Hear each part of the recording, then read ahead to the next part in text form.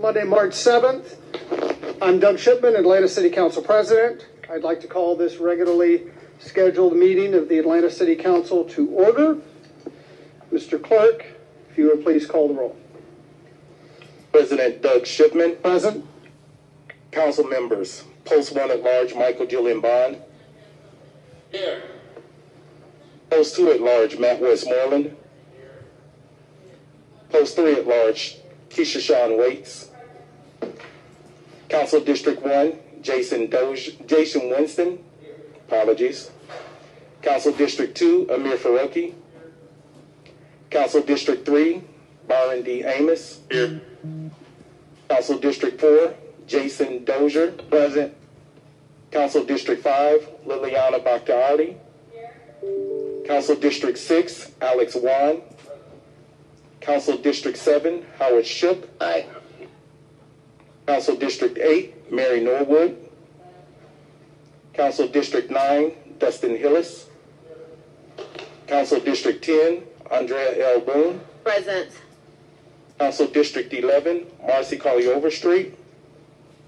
Council District 12 Antonio Lewis. Quorum present. Thank you, Mr. Clerk. I would just like to say that it is nice to be back in chambers. It is nice to see members of the public here with us today. And I just want to take a moment to thank all of the staff who have worked so hard over the last 2 years to keep the business of the people running in a virtual environment. And thank you for all the preparations to get us here today. It's much appreciated. With that, I would like to ask for a motion for the adoption of the agenda. Who moved down there? Mr. Bond moved. Is there a second? Mr. Ron is seconded. Any discussion on the agenda? If not, Mr. Clerk, please call the roll. One moment, please. Please open the vote. Sorry.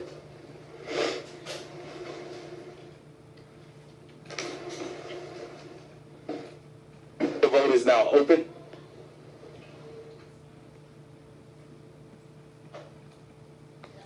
Will everyone please vote?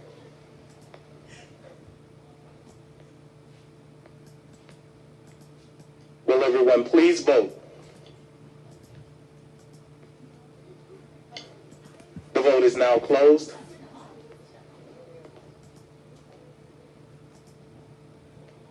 Yeas, 0 nays. 13 yeas, 0 nays. The agenda is adopted. We were very honored today to have the Reverend John Sims with us. He is the pastor of the historic Central Presbyterian Church.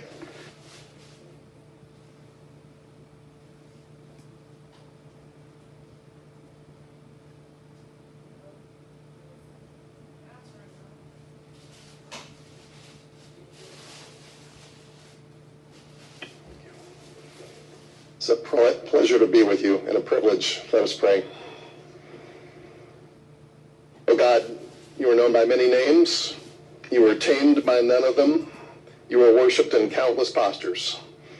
We are grateful for this day and for life itself, grateful after so long to again be together in person in this place as a body. Grateful for the precious commodity called freedom. Grateful to be stewards of all we are and all we have.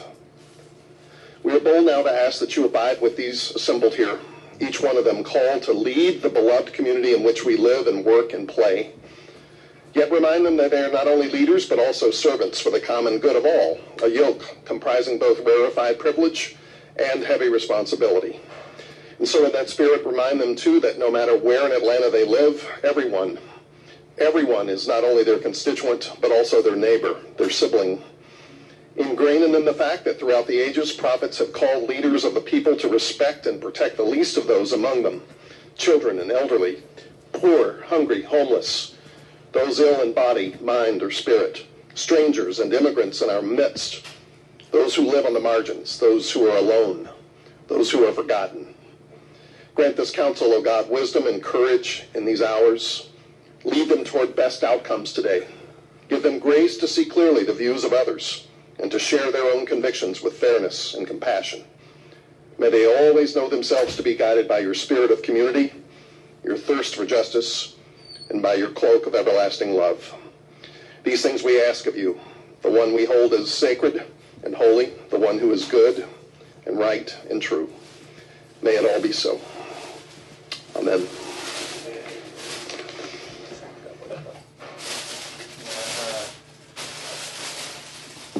Thank you, Reverend. In this moment, I would just like to take a moment to acknowledge the passing of an Atlanta community pillar, Silas Simon Baby Alexander III, passed last week. Many of us know him through his work, through his voice. He fought a courageous battle with cancer, and he will be remembered. Are there any other remembrances? Mr. Bond? Thank you, Mr. President. I just wanted to add my voice in acknowledging Silas. He was a close friend of mine. We worked in the community really over for the last almost 30 years, off and on, and in service to the broader Atlanta community. He was a tremendous father, husband, friend, co-worker to some in the radio industry, but it was a tremendous man, and he is worthy of this notation to have his passing put in our record. He was just an all-around fabulous person to be around, and he always gave back and always gave a word to those, not just though he constantly mentored younger people, but we would all benefit from his heartfelt wisdom. So just wanted to add my words to that. Thank you, Mr. Bond. Mr. Faroki. I'd just like to recognize the passing of Peter Miller, who was a parishioner at St. Luke's in my district, but who was married to Pinky Miller, who was I believe, the first woman elected to the Atlanta Board of Aldermen, the precursor to our city council. So I want to acknowledge the passing of Mr. Miller. Thank you. Any others? We could take a brief moment of silence to remember these and others who have passed.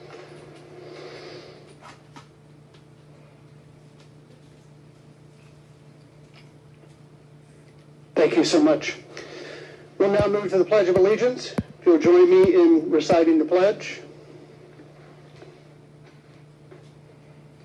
I pledge allegiance to the flag of the United States of America, and to the republic for which it stands, one nation, under God, indivisible, with liberty and justice for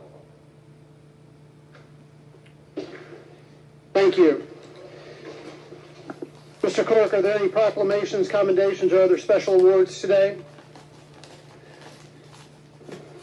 There are none. Thank you. Mr. Bond? Just would like to take a moment to let people know that, for those who don't know, this is Women's History Month. So at every opportunity, please take the time to acknowledge or to learn more about women's history as the month progresses. And also, we want to say an early happy birthday to our former mayor, former congressman, former ambassador, the great Andrew J. Young, who served this city dutifully in and out of public elected office, and there will be many commemorations of his birth this week. His real birthday is on the 12th, but we would not meet until after that, so just want to wish him a happy birthday today. Thank you so much. We'll now move to remarks from the public. Per code, we have in-person remarks for folks who have signed up. A few folks have yielded their time, so we'll go in order of sign up, and those that have been yielded time will go last. First will be Bishop John Lewis. If you'd step to the podium, please. Remember that each speaker has 2 minutes for their remarks.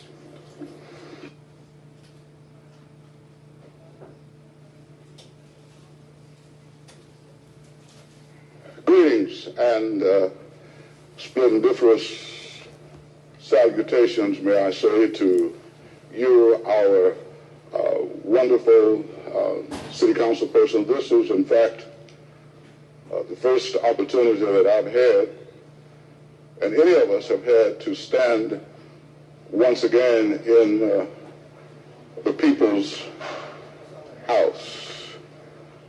I don't take that honor or that privilege lightly, because I know that there are many shoulders that I stand on today.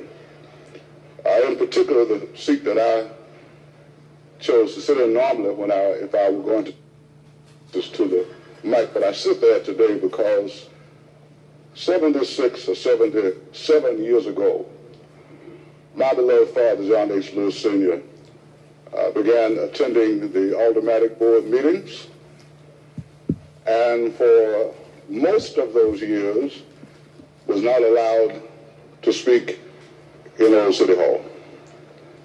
But today, as a native son of Atlanta, a resident of historic Vine City, the chairperson of the Vine City Civic Association that is very much alive and involved in our community, I stand today simply to say that in this new year, as we continue, I am looking forward to our being able to work together across different lines, across different ideas and ideologies and so forth and so on, and really stand for what is going to be best for the people of the city of Atlanta.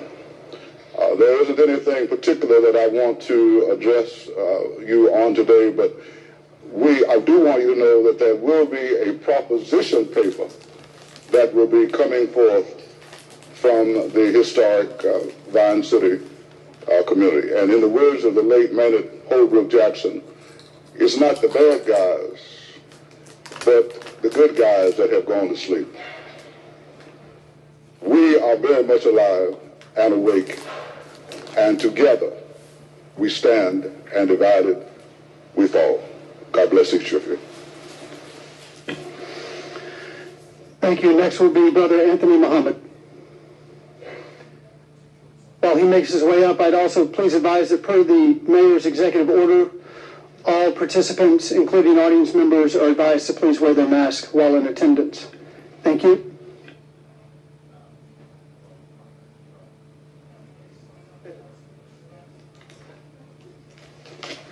I am that I am, an ancient ancestor, and I do not have love for religion anymore.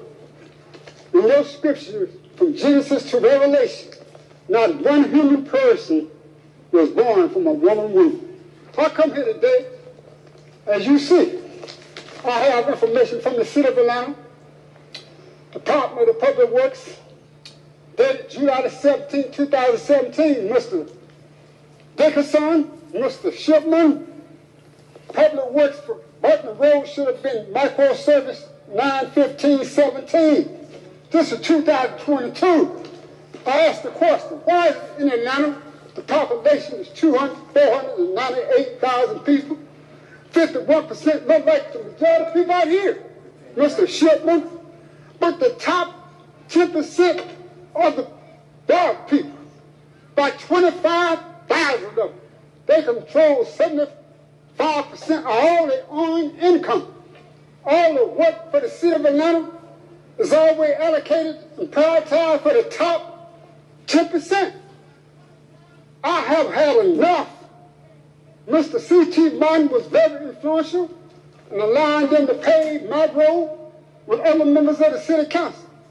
I have this legislation document that I shared to each one of y'all last year. And nobody has answered it yet. Mr. Dixon was the Transportation Committee's chairman for 3 years. Told me, I'm going to get it dead, Brother Muhammad, but just don't agitate him. I agitate all those Negroes that don't want to do right. What is that word, Negro? Somebody don't have the knowledge of self. You can't continue to get to the top 10% of the dark peoples in Atlanta and let the poor live on the street. 50% of the population of Atlanta The lower 50% have less than $2 in the bank, Mr. Shipman. So what we gonna do? Are we gonna stop them from being on the street, homeless? Or we gonna do something about my street? I come and greet you in peace. Mark out next right hotel. Assalamu alaikum. Thank you. Next is Dr. Kenneth Augustus Walker. Thank you. Next is Tanasi Thornhill. That's going to be Tracy Thornhill? Tracy Thornhill, sorry. My ability to read handwriting will get better with time, I promise. Yes. First off, let me say good morning to the City Council. I'm glad to be back down here. I hadn't heard Mr. Muhammad's voice in about 2 years. So this is going to be a soft introduction. My name is Tracy Thornhill. I'm the president of ASME Local 1644. I'm here to talk about, I know that the budget is opening soon, and I know conversations are starting about the budget. And I want you to know that 18 and below has worked through this pandemic. A few years ago, we watched police get a $15,000 increase. A few years ago, we watched fire get a $12,000 increase. Last summer, we watched 911 get a $3,000 or $6,000 increase. Public Works, watershed, airport got nothing, but we came to work. I'm asking to make that hazard pay, which was $6,000 a year, to add it to every salary, 18 and below. 18 and below. Add that $3.12 to every salary, 18 and below. Also, we hear people talking about buying equipment all the time. You know, we have not received the equipment that they ordered 2 years ago. So here's the problem. We got contractors doing our work right now.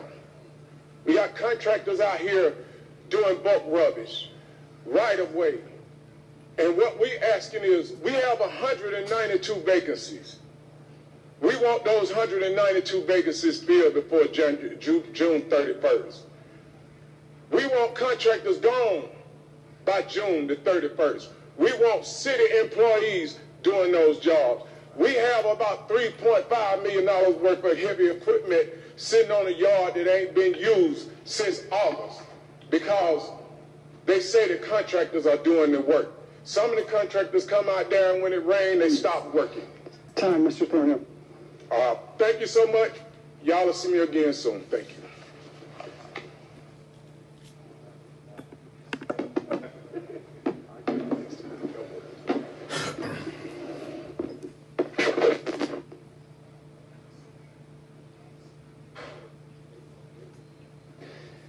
Next on the list is Kenneth Butler, who has yielded time. So next is Labana McGee. If you'd use the handheld mic, please, so we can hear. Thank you. How are y'all doing today? My name is Leroy McGee. I'm a volunteer active. You hear me? Can you hear me? I can go down in there and take pictures, right? Mm-hmm. Hello? Can I use my flash?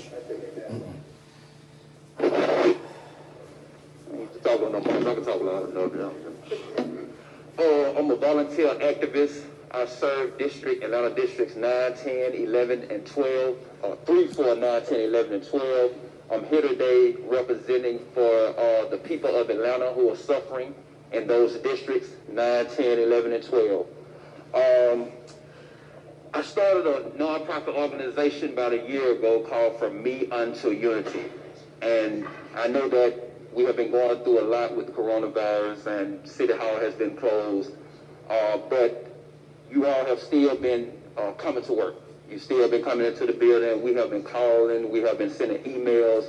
We haven't been getting any responses, or low to no response. And when we do get a response, it's kind of like you are shucking jive us, you know.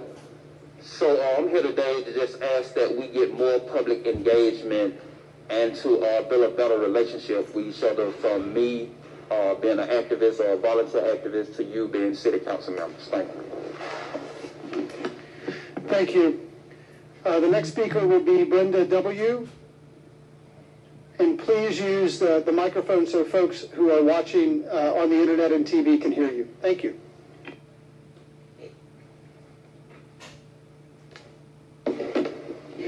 My name is Brenda Wright, and I'm here to show my face and to represent District 3. I'm your direct person to members of Congress. And I want all of you to know who I am. I'm at Trinity Towers on Springdale Road. And if any of you need some help, you can contact me there. Thank you. Thank you. The next person to sign up was Ebony Walter, who yielded their time. So our final speaker will be Gina Pagnotta with 6 minutes due to yielded time.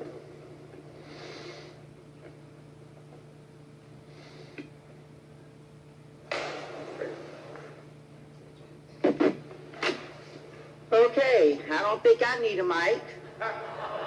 They don't seem to be working very well. Well, welcome back. 2 years. Oh, my God. You guys miss me? The ones that know me, I miss you. I am not user-friendly when it comes to Zoom and everything, but I am so glad to be here and glad to be seen. And for the new people coming on board, congratulations on your win.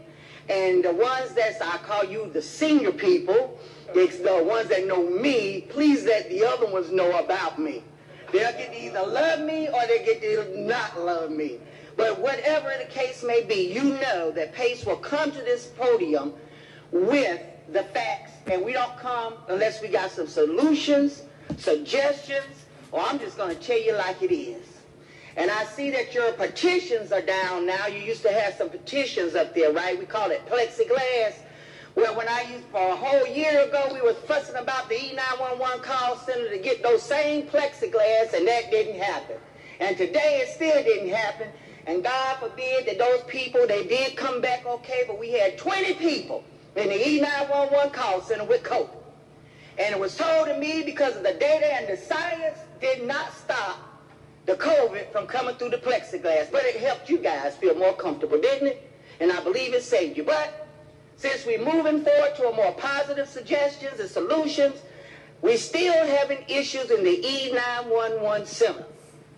We got to gut that center and gut it on this leadership that's not producing what we need to have produced for these employees that even though they're in my community of interest, PACE, and they are grades 18 and below, and we have some unclassified, they're the only ones outside of fire and police that's been here 24/7 through this entire COVID.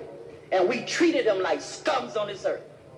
That needs to stop, and we're demanding it stop today. We came to you 2 years ago and last year with a nice presentation. You guys remember that presentation?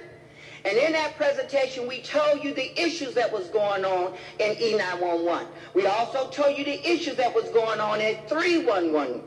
And this gentleman right here, Mr. Kenneth Butler, raise your hand, please, sir. He was on my executive board when we set up here on this podium that you invited us as all other unions to come and present numbers to you or present what was the issues.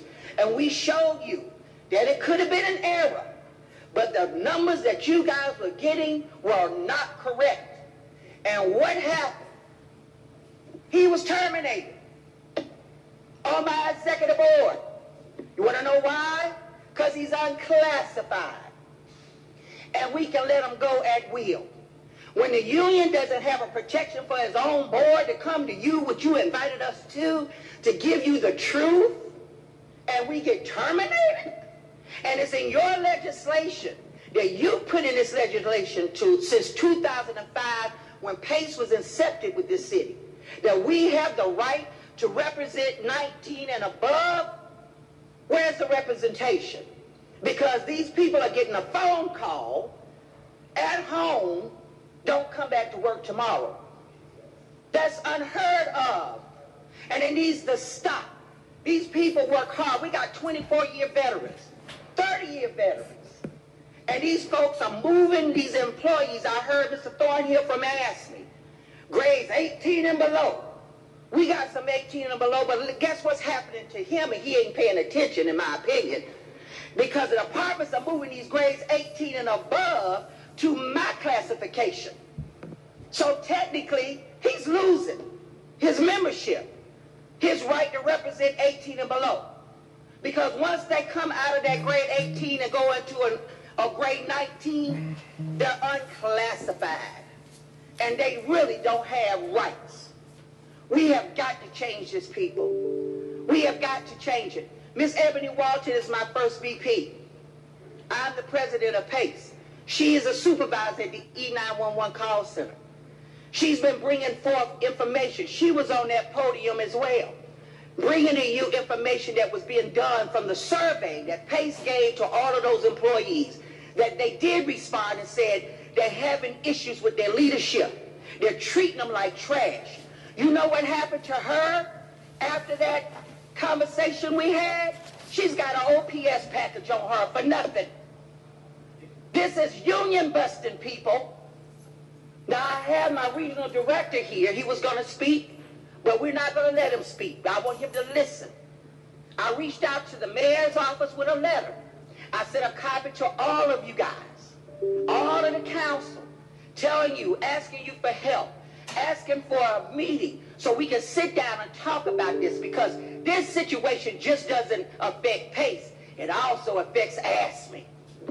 Affects both unions. And it could migrate into the police and fire union. We better open up and listen. But I truly want to thank the people that responded to my letter. Have not heard from the mayor's office yet. I'm waiting on that. But thanks to Mr. Councilman Westmoreland, thank you very much for your response and setting that meeting up. I also want to get a real shout out to Councilman Boone and Mr. Bond.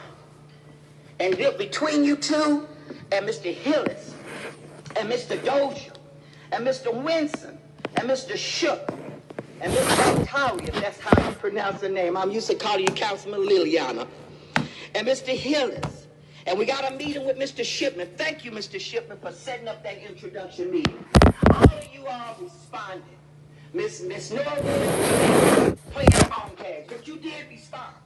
So PACE is looking forward to a future with you guys to work this out.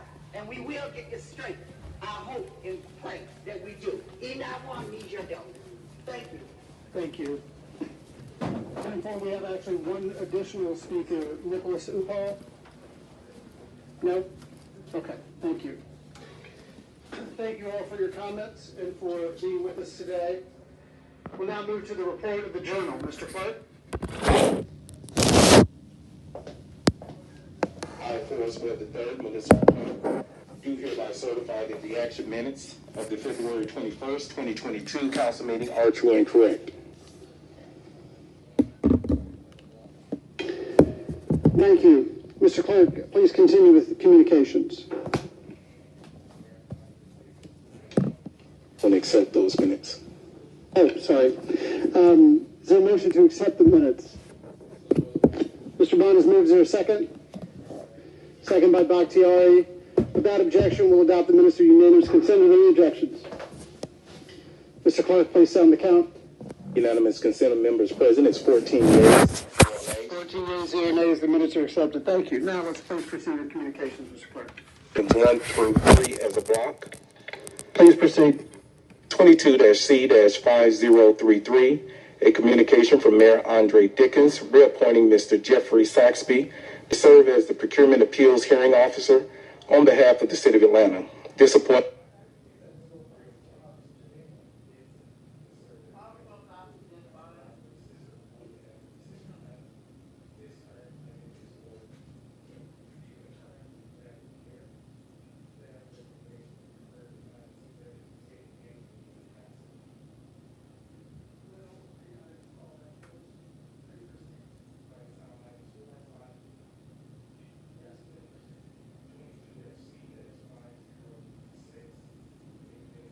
is for a term of 2 years to begin retroactively August 19th, 2021 and expire August 18th, 2023.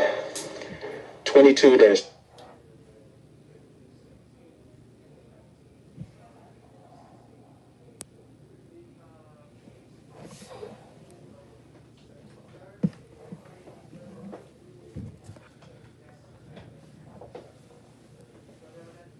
2021, expire August 18, 2022-C-5035.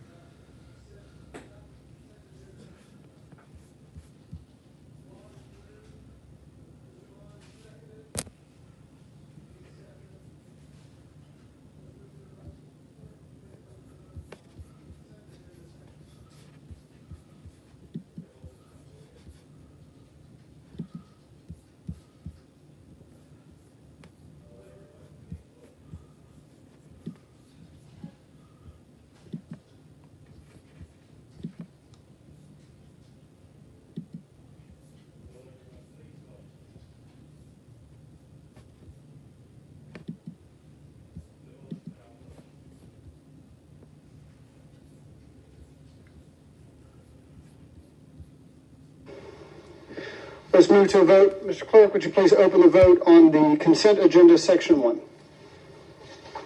The vote is now open.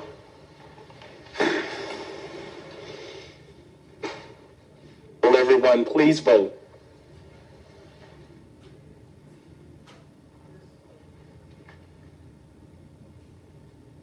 Have we taken the papers in? Will everyone please vote? No. Let's go ahead and take them in. The vote is now closed. Get ready to print one for Mr. Dunn that you all can grab, because they're almost at the reports. 13 yeas, 0 nays. 13 yeas, 0 nays. The consent agenda, section 1, is adopted. We'll now move to the consent agenda, section 2, which begins on page 24. These are ordinances and items for first reading. Are there any things to be removed from this part of the consent agenda? Hearing none, I'd entertain a motion to adopt the consent agenda, section 2. Mr. Juan has moved. Mr. Bond has seconded. Any discussion? Let's move to a vote. Mr. Clerk, please open the vote on adopting the consent agenda, section 2. The vote is open.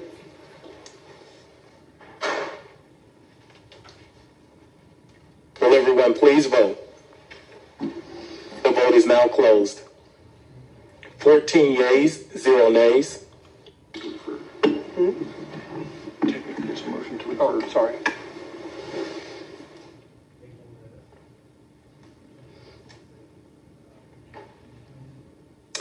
Yeas, 0 nays. Section 2 is adopted to refer.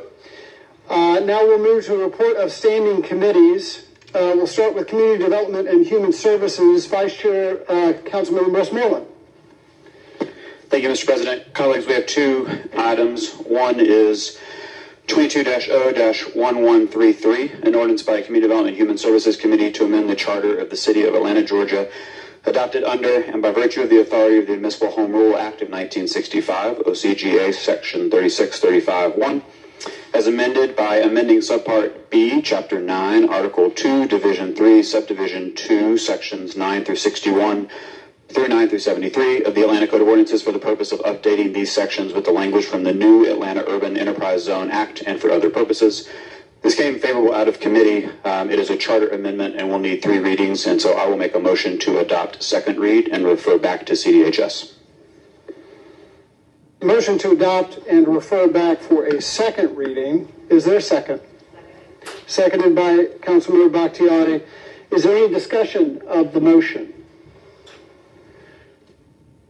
Hearing none, Mr. Clerk, please open the vote on the motion. The vote is open.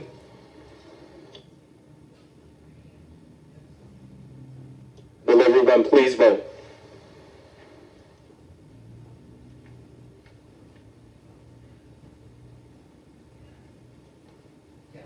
The vote is now closed. Mr. Bond?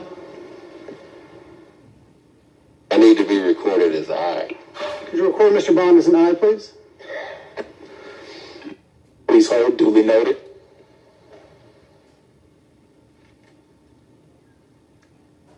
Fourteen yeas, 0 nays. 14 yeas, 0 nays. The motion is adopted. Mr. Westmoreland?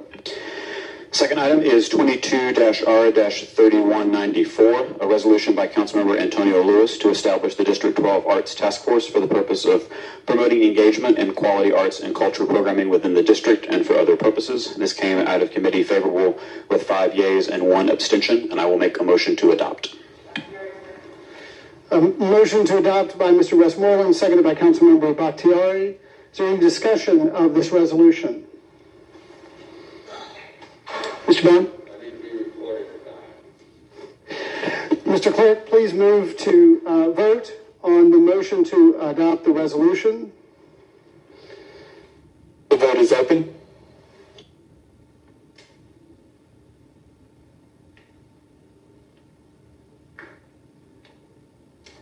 Will everyone please vote?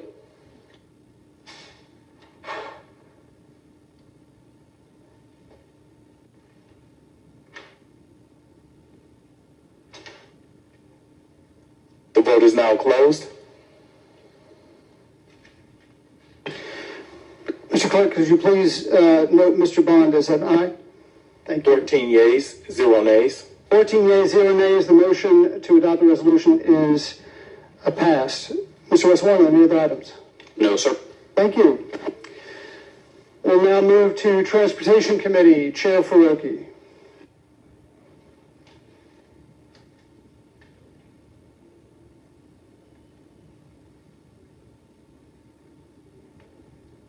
Thank you, Council President. We have 2 items today from Transportation. The first is 22C5026, a communication from Danielle Hampton, Chair of the Audit Committee, submitting the performance audit report for the Department of Aviation Facilities Management, Staffing and Scheduling. This came out of committee favorable to accept and file, and that's what's before us today. I will move to accept and file their report. A motion to accept and file the communication. Is there a second? Doesn't need a second, but we'll take one. Seconded by Mr. Dozier. Thank you. Any discussion on the motion? Since it's a communication, we can move this with unanimous consent. Are there any objections to adopting this? Without objection, Mr. Clerk, please sound the count. Unanimous consent of members present is 14 yeas, 0 nays. 14 yeas, 0 nays. The motion passes. Mr. Faroki, please continue. The second item we have is a resolution that came out of committee, 5 votes in favor, 1 abstention, maybe 6 votes in favor, 1 abstention, I forget. 22R3235 is item 2 on page 34 of your agenda. A resolution by the Transportation Committee authorizing the mayor or his designee to execute an assignment and assumption agreement for cooperative agreement FC 10513B, citywide intersection signals detection with UNEX LLC on behalf of the Atlanta Department of Transportation and for other purposes. And again, this came out of committee favorably with 1 abstention. I will move to approve. So it comes out of committee. It doesn't need a second. Any discussion on this resolution? Hearing none, we'll move to vote on the resolution. Motion to adopt the resolution. Mr. Clerk, please open the vote. The vote is open. Will everyone please vote?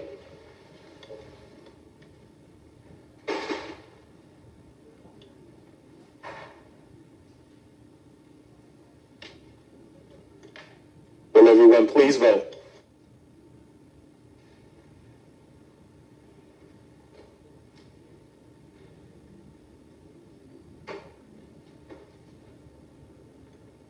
Will everyone please vote?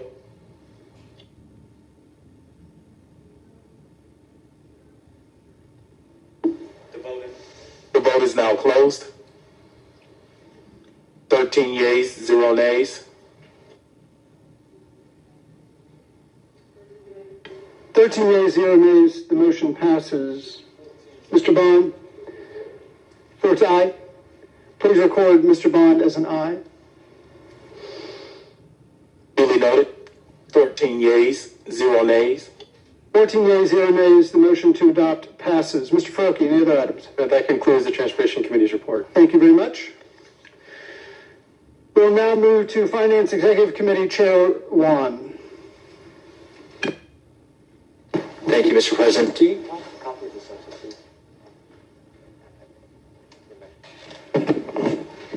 All right, if I may, before I give my report, the last time I was in Chambers, I quoted a song, and I thought that was 4 years ago. And I thought now that I'm back, I'm going to quote another song to start my term. And this time it's from Adele. Hello, it's me.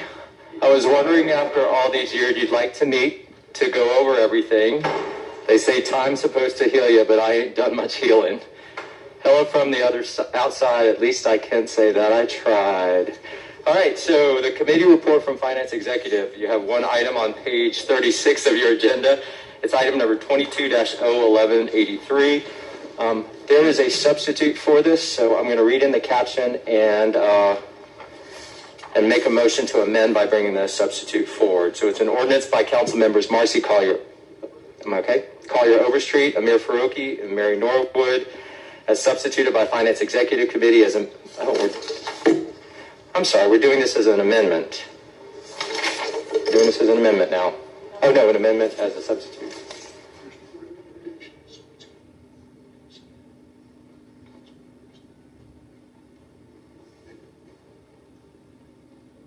Okay, sorry, just reading the caption. Thank you. Okay, so it's an ordinance by council members Marcy Collier Overstreet and Amir R. Faruqi, as substituted by Finance Executive Committee, authorizing a donation in a total amount not to exceed $3,000.00 from the Council Districts 11 and 2 carry forward accounts and the Council President distribution account for the maintenance of the Zernona-Clayton statue project and for other purposes. This comes forward from committee with no recommendation on substitute. There is an amendment now, as I was reading, and it changes the dollar amount, total amount not to exceed $4,500.00 from the Council District 11 and 2 carry forward accounts and the Council President, Council District 8 and District 6 distribution accounts for the maintenance of the Zernona-Clayton statue project and for other purposes. So I believe the proper motion now is to amend. I would entertain a motion to adopt the original and then a second motion to amend. Okay, I'll make the motion to adopt then. There's been a motion to adopt 22-01183 by Councilmember Juan and seconded by Councilmember Shook. Is there any discussion? And I would entertain a motion to amend. I will put forward that motion to amend. There's a motion to amend 22-01183 by Mr. Juan. Is there a second? Seconded by Mr. Bond. We'll now have discussion on the amendment. Just for clarity, Mr. Juan, could you reread the caption on the amendment? Happy to. It's an ordinance by council members Marcy Collier Overstreet, Amir Faruqi, and Mary Norwood, as substituted by Finance Executive Committee, as amended by the Atlanta City Council, authorizing a donation in a total amount not to exceed $4,500.00 from the Council District 11 and 2 carry forward accounts and the Council President, Council District 8 and District 6 distribution accounts for the maintenance of the Zernona-Clayton statue project and for other purposes. Thank you. We'll now have any discussion on the amendment as read by Mr. Juan. Hearing no discussion, Mr. Clerk, would you please open the vote on the amendment? The vote is open.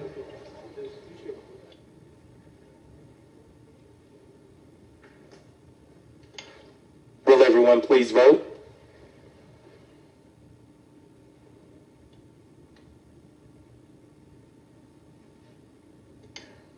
The vote is now closed. 14 yeas, 0 nays. 14 yeas, 0 nays. The amendment is adopted. Now we'll move to the main motion to adopt 22-01183 as amended. Is there any discussion on the main resolution, ordinance? Pardon me. Hearing none, Mr. Clerk, please open the vote on the motion to adopt as amended. Please hold. The vote is now open.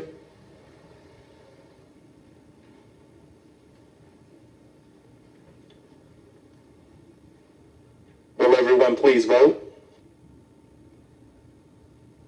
The vote is now closed.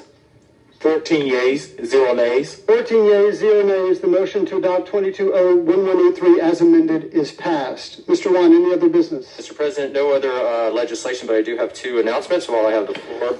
Please proceed. First one is FY 2023 budget season is approaching. Correspondence was sent to all members of council yesterday morning to forward any priorities you would like to see included. The draft budget priorities resolution will be introduced at the end of today's meeting and pursuant to section 6-302 of the city charter and must be adopted no later than our March 21st full council meeting. Requesting priorities be emailed to Ms. Kempson Wright by Tuesday, March 15th for discussion and substitute at the Wednesday, March 16th Finance Executive Committee meeting.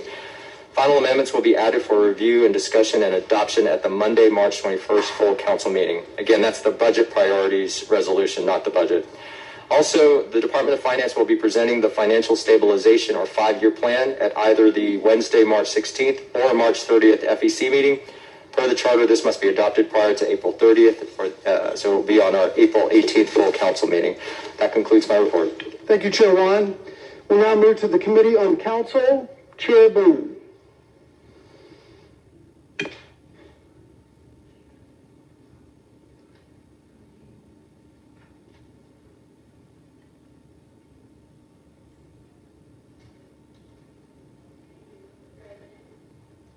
Thank you, Mr. President. Good afternoon. Mr. President and other members, we have 3 items.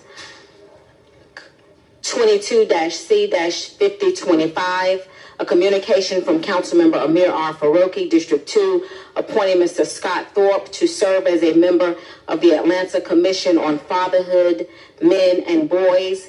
This appointment is for a term of 2 years. Colleagues, this item was found favorable. Motion to adopt.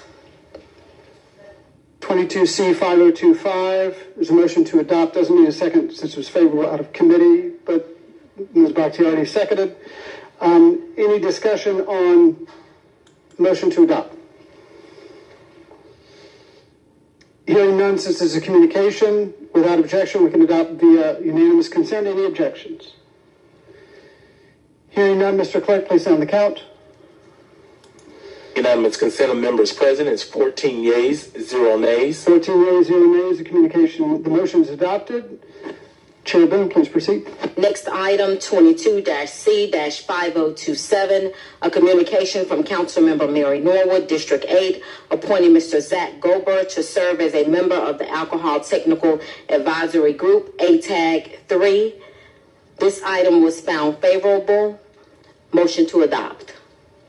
Motion to adopt coming out of committee doesn't need a second. 22C-5027. Is there any discussion of the motion to adopt? Without objection, we can adopt this via unanimous consent. Any objections? Mr. Clerk, please sound the count. Unanimous consent of members present is 14 yeas, 0 nays. 14 yeas, 0 nays. The motion to adopt 22C-5027 is passed. Chair Boone, please proceed. Final item, 22-R-3246, an amended resolution by Committee on Council appointing council members Byron Amos, Liliana Batiera, and Alex Wan as the 3 members of the Atlanta City Council to serve as representatives on the City of Atlanta, Atlanta Public Schools Joint Committee, with said term to begin upon approval of this resolution and for other items. This item was found favorable as amended. Motion to adopt. Motion to adopt 22R3246 coming out of committee doesn't need a second. Any discussion? Hearing none, we'll move to a vote. Mr. Clerk, please open the vote for a motion to adopt 22R3246. The vote is open. Will everyone please vote?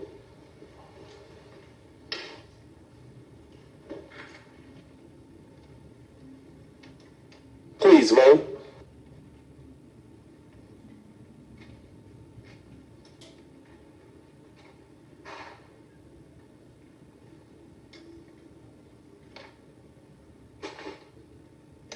The vote is now closed. 14 yeas, 0 nays. 14 yeas, 0 nays. The motion to adopt has passed. Chair Boone, any other items? Mr. President, we would like to wish Council Member Liliana Batiera, District 5, happy birthday, and Council Member Mary Norwood of District 8, happy birthday. On behalf of, happy birthday, ladies, happy birthday. Mr. President, this concludes my report. Thank you. I'm tempted, given that this is the first session back in person, to have the whole chamber sing happy birthday, but I will spare you out of consideration, colleagues. I will now move to the report of the Zoning Committee. Chair Overstreet's not with us today, so Councilmember Westmoreland. Yes, sir. Thank you, Mr. President. All right, colleagues, we are on page 41 and have 11 items on this report. Item number 1 is 220-1051. It's case number Z2158. Location is 1056, 1066, 1088, and 1100 Murphy Avenue Southwest, and 1127 and 1135 Sylvan Road Southwest. The ordinance is to rezone from I1 to MRC2C. This item was favorable on substitute as amended out of committee. I make a motion to adopt. A motion to adopt 22-1051. It's out of committee. It doesn't need a second. Is there any discussion of the motion to adopt? Hearing none, we'll move to the vote. Mr. Clerk, please open the vote on adopting 22-1051. The vote is open.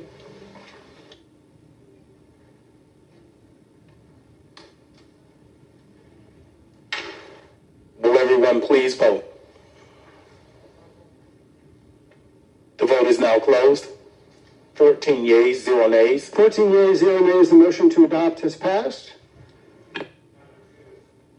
Item number 2 is 22-0-1057, case number Z2182. It's 257 Oak Cliff Road Northwest. The ordinance is to rezone from R4, single-family residential, to MR2, multifamily residential. This item was favorable as amended out of committee. I make a motion to adopt. Motion to adopt 22-1057, favorable out of committee, doesn't need a second. Any discussion on the motion to adopt? Mr. Clerk, please open the vote on adopting 22-1057. The vote is open. Will everyone please vote? The vote is now closed. 14 yeas, 0 nays. 14 yeas, 0 nays. The motion to adopt has passed. Please proceed. Without objection, I'd like to take items 3 through 7 as a block. Without objection, yes, go ahead.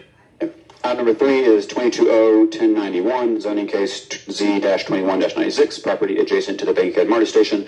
The ordinance is to rezone property zoned I2BL, MRC1BL, MRC3BL, and R4ABL to MRC3BL to encourage transit-oriented development and provide affordable housing near the Bankhead MARTA station.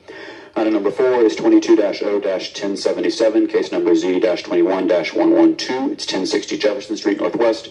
The ordinance is to rezone from I2BL, light industrial beltline overlay, to MRC3BL, mixed residential commercial beltline overlay. Item number 5 is 22-0-1160. This is a moratorium in the Upper West Side. The ordinance imposes a 180-day moratorium on the acceptance of applications for special administrative permit, special use permit, special exceptions, land disturbance permit, or building permits. Item number 6 is 22-0-1161, case number Z2197, properties in Boulevard Heights. This ordinance corrects ordinance 21-0-0170 to provide setback requirements. And item number 7 is 22-0-1165. This is a distance waiver at 180 University Avenue Southwest. The ordinance waives the code to allow a service station within 1,500 feet of another service station. Items 3 through 7 were favorable out of committee. I make a motion to adopt these items. Motion to adopt 5 items coming out of committee favorably does not need a second. Is there any discussion on the motion to adopt all 5 items? Hearing none, Mr. Clerk, please open the vote on the adoption of all 5 items. The vote is open.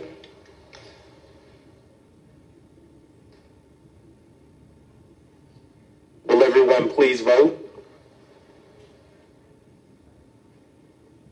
The vote is now closed. 14 yeas, 0 nays. 14 yeas, 0 nays. All 5 items are adopted. Please proceed. The remaining 4 items are first reads, which I will also, without objection, take as a block. Item number 8 is 22-0-1185, case number Z2189, 534 Springdale Drive Southeast. This ordinance is to rezone from R4 single-family residential to PDH, planned development housing. Item number 9, 22-0-1186, case number Z2143, it's 185 Flat Shoals Avenue Southeast. This ordinance is to rezone from R5BL 2 Family Residential Beltline Overlay to MR3BL Multifamily Residential Beltline Overlay. Item number 10 is 22-0-1187. It is case number U2127504 Calhoun Street Northwest. This ordinance grants a special permit for a personal care home. And finally, item number 11 is 22-0-1188 U2130 is the case number. The address is 658 Plainsville Drive Southwest, and this ordinance grants a special use permit for a private school. The motion on items 8 to 11 is to refer to ZRB and Zoning Committee. Motion to refer all 4 items to ZRB and Zoning Committee. Is there a second? Seconded by Norwood. Any discussion?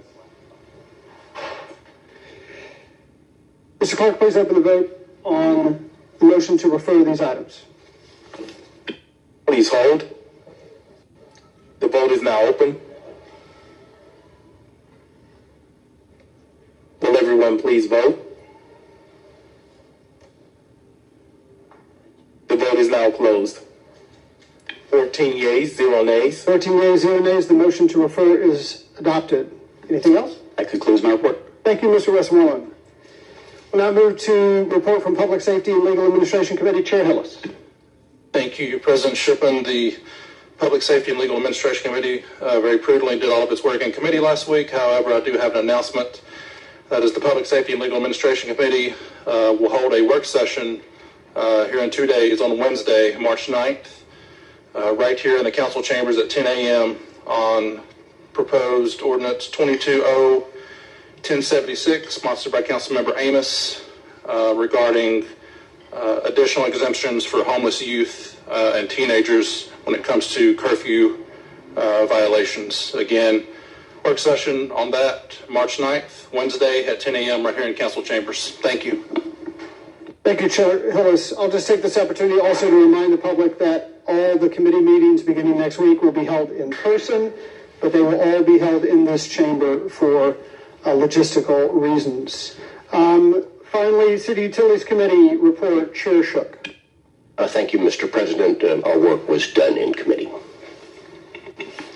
Thank you. We'll now move to personal papers and items. First, for immediate consideration, there are 2, both from Councilmember Boone.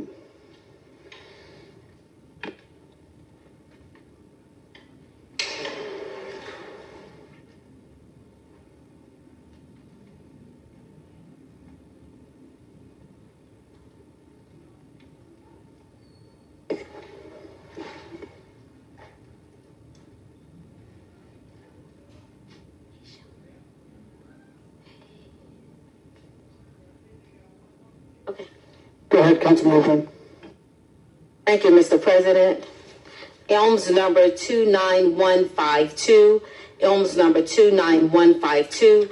a resolution by Councilmember Andrea Boone, a resolution authorizing the mayor as designee to execute amendment number 1 to emergency procurement agreement EAS 1220132, yard trimmings collections with Russell Landscape LLC on behalf of the Department of Public Works to add funding in an amount not to exceed $640,000.00, all contracted work to be charged to and paid from the fund, department, organization, and account numbers listed herein and for other purposes. Whereas trash and recyclables pickup services are required in order to provide a safe and sanitary environment for citizens occupying residential and commercial structures within the city of Atlanta. And whereas the city's current trash, recyclables, and yard debris pickup has been a significant deadline in services due to a number of Department of Public Works employees unable to perform their duties due to COVID-19. And whereas conditions have resulted in unavoidable, chronic, and persistent absenteeism, resulting in large-scale disruptions in the city's pickup of garbage, illegal dumping, recycling, and yard trimmings. And whereas the uncollected yard trimmings are a public safety hazard as they are combustible in the dry season and attracts rodents and snakes in the deep seasons. And whereas it is imperative that the city obtain ancillary services on an emergency basis to maintain sanitation and health standards throughout the city. The Department of Public Works identified quality firms that have performed these necessary services and presently have contractual relationships with the city. And whereas the Department of Public Works requested quotes from 9 vendors and received responses from Russell Landscape LLC and Ed Castro Landscape LLC, and whereas due to immense workload, the Department of Public Works recommended awards to be made to both vendors.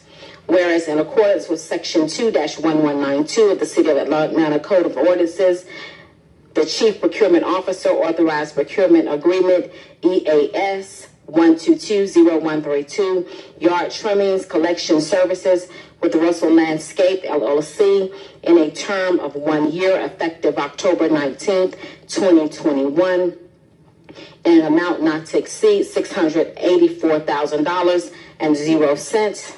Whereas the Department of Public Works continues to face staffing shortages and an inability to recruit suitable new employees compounded by lagging retention rates amongst current employees, the sustained nature of the pandemic, and the emergence of the high contagious and virulent Delta variant. And whereas the Commissioner of the Department of Public Works and Chief Procurement Officer recommend entering into amendment number 1 to the agreement to add funding in an amount not to exceed $640,000.00. And whereas Russell Landscape LLC continues to unsatisfactorily perform services and whereas the Chief Procurement Officer certifies that an organizational and personal relationships disclosed by the successful offer have been proceed in accordance with Section 2-1214 of the Code, and that the amendment of the agreement is appropriate. Now, therefore, be it resolved by the City Council of the City of Atlanta, Georgia, that the mayor, his designee, is authorized to execute amendment number 1-EAS 1220132B, yard trimming collection services, and Russell Landscape LLC on behalf of the Department of Public Works, an amount not to exceed $640,000.00. Be it further resolved that all contracted work shall be charged to and paid from Fund 50401 Solid Waste Services, Revenue Fund, Department 130532, DPW Yard Trimming Processing Account 5212001, Consulting Professional Services, Function Activity 4585000, Yard Trimmings Collection and Management. Be it further resolved that the Chief Procurement Officer, in consultation with the City Attorney, is hereby directed to prepare all appropriate documents to be executed by the mayor or his designee. Be it finally resolved that the amendment number 1 will not become binding on the city, and the city will incur no obligation or liability under the same until it has been approved as to form by the city attorney or his designee, her designee, executed by the mayor or his designee, attested to by the municipal clerk, and delivered to Russell Landscape LLC. Thank you. You want to move to the adoption? You want to move? We have two. I know, but do you want to move it? Move for adoption. So we move approval. Yeah, move. No, there's a motion to adopt. Is there a second? Is there a second? Seconded by Hillis. All right. Now move to discussion on the motion. Mr. Wan. Thank you. Councilmember Boone, I understand the importance of this paper and the services it provides. Have you read both of them in? Or just one? Okay, this will apply to both. I'd like to ask the CFO Bala, Chief Financial Officer, what the source of funds will be for this additional work, and the implications it has for the Solid Waste Enterprise Fund, please. CFO Bala. Yes, Councilmember Mohammed Bala, Chief Financial Officer. As you guys are aware, the Solid Waste Fund is currently projected to run at a deficit. This was anticipated, included in that deficit projection that we provided during the quarterly. So right now, that deficit is expected to be $8.1 million for the Solid Waste Fund for FY23. Those are our projections currently. We'll continue to monitor the Solid Waste Fund, and there have been conversations regarding looking at the appropriate structure of that fund at a future date. Thank you for that. Can anyone speak to whether we think this is enough of kind of a carryover action to get us to where we need to? I mean, basically my question is, are we anticipating this will carry us and we won't have to do this again, and that Public Works will be able to, take up the responsibility or the full service in due time? Yeah, so for Solid Waste Services, we do feel like this is built into that expenses projection of $75 million. We'll continue to have conversations with the commissioner of the department regarding their needs. But as of right now, I think this should alleviate the issues that they need for yard trimmings for the remainder of the year. Did you say through the end of the fiscal year? Is that correct? Okay, thank you. Thank you, Mr. Wan. Mr. Lewis.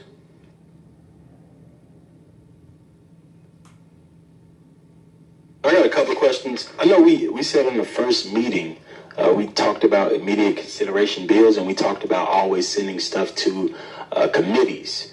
So first question, is there a reason that we're taking this paper up for immediate consideration instead of sending it to a committee first?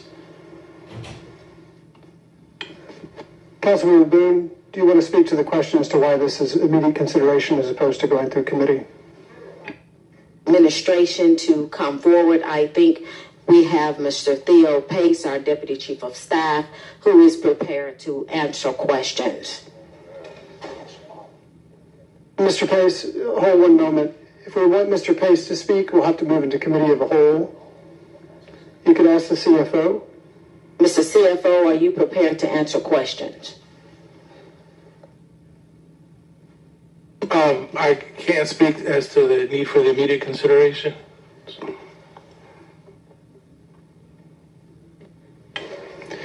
So there's a motion to move to the committee of the whole. There's a second by Mr. Shook. Is there any objection? Without objection, move to the committee of the whole. Mr. Pace, can you speak to the question of immediate consideration? Yes. Good afternoon, Council President. Mr. President. Sorry, Mr. Clerk. Unanimous consent is 14 yeas. Thank you. Unanimous consent is 14 yeas, 0 nays around the committee of the whole. Thank you, Mr. Clerk. Mr. Pace, also please introduce yourself for everyone. Yes. Good afternoon, Theo Pace, Deputy Chief of Staff Officer of the Mayor. It's a little different looking at you all from this side of the aisle. But I will defer that question to the Deputy Commissioner for the Department of Public Works, Mr. Keith Robinson, who's here and answer that question. Good afternoon, Councilmember President and Council members. I'm Keith Robinson, Deputy Commissioner for the Department of Public Works. The reason why we moved forward with this legislation now is because the burn rates were running extremely high on the previous contract that we had. With the Omicron variant, the burn rates were actually increasing a lot more than what we previously had.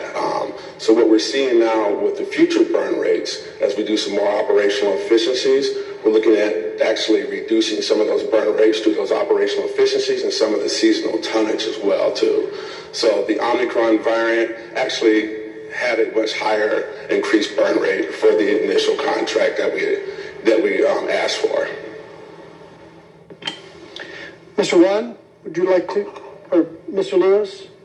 So they didn't. So you're saying that they, when you say the burn, can you explain that to me? The burn rate, meaning the actual rate in which the contractors are actually using the actual contract in terms of the billing that comes across. So when we had the Omicron variant, we had less attendance. So what that happened was it increased our reliance and usage on the actual, contractors that we have at Castro and Russell Landscaping. So we spent more than what we should have? No, we didn't spend more. The time went by much quicker than what we anticipated because of the low attendance rates. Because we had real low attendance rates at the end of December and the first part of January, attendance rates almost dwindled down to nothing. Okay. And thinking about, I know we are now open to the public, City Hall, we're wearing our mask off.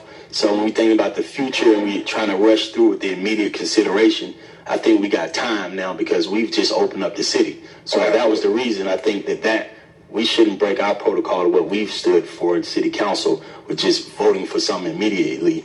That was one reason. Another question I had was, is there a reason we're contracting out these services, these particular city services? Yeah, these are particularly city services. So typically what's required to do all three services is 60 crews. So right now as a date, I think we're hovering around that 50 to 52 crew mark.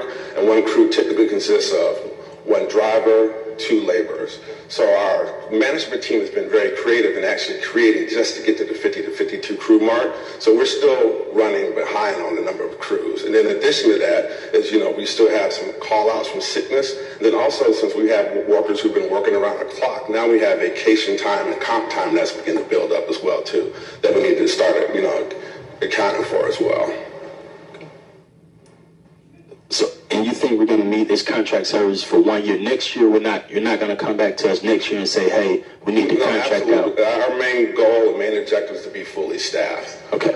So hopefully, as we have more staff in place and as we begin to see vacation time and comp time come down, we should see an inflection point to where we should be in a much better place. But that's all based off of, if there's not another outbreak of COVID. So as you can see we've been adding more employees, having hiring blitzes, and like you said, we had a very successful hiring blitz just recently as well, too.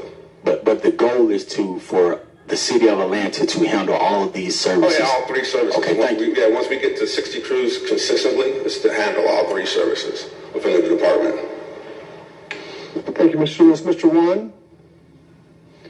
I thought I might hear a motion there from Councilmember Lewis. So I did want to hear, because I did ask the CFO in terms of, you are projecting that this will carry us through the end of the fiscal year, and that by that point the department will be self-sufficient enough to be able to run all the routes on its own. Yeah, that's dependent on it based off of, if we don't have another outbreak for sickness. And the other thing I noticed, either Councilmember Boone or CFO Ballot, I'm assuming that this amendment, there is no term specified for it. I'm assuming that it is just concurrent with the term of the original contract and does not extend past that. Can someone confirm that for me, please? Yeah, we'll confirm that, but that's my understanding as well. Is that something that should be in the body of this legislation as well? Is that protocol on terms of amendments even? And then maybe a law department question.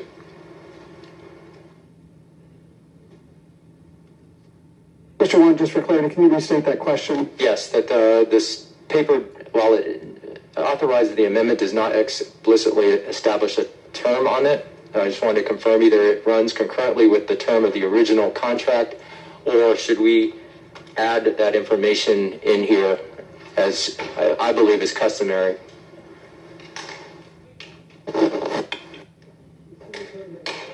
City Attorney, have a comment on the length of her written, the length of it? No comment. Thank you. While they're looking it up, I do have a question for the Deputy Commissioner. If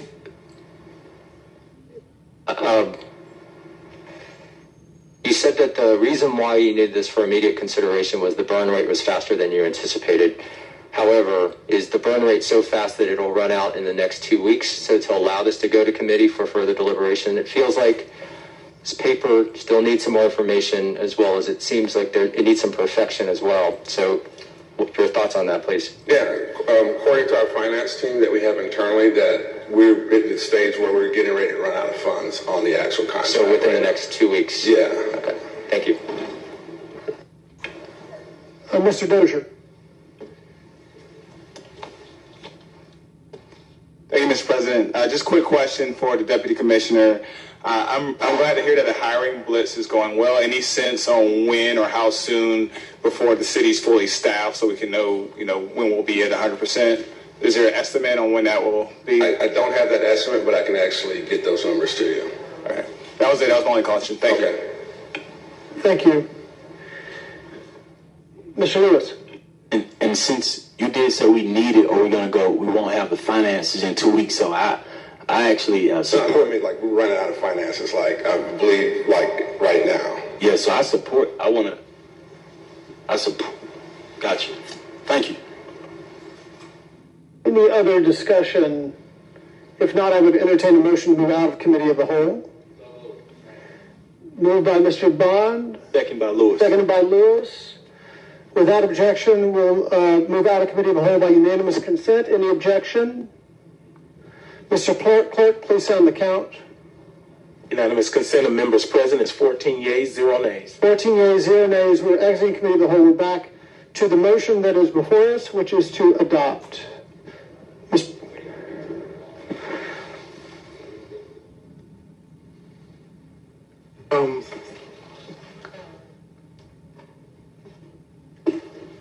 Unfortunately, this legislation was not shared with law, so we're trying to get it so we can see what it's saying about the term. I think we found the answer, Council Member. So this is it was an emergency procurement, and is effective October 19th, 2021, and lasts for 1 year. So that will take us to October of 2022. And as I understand it, these funds are needed to the end of the fiscal year, so we should be covered.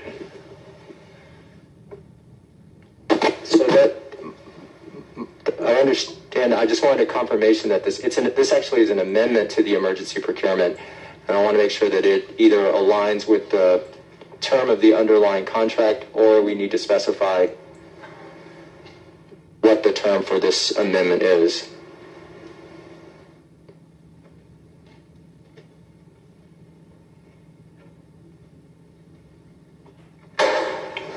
Can law or finance speak to the exact term as this is written?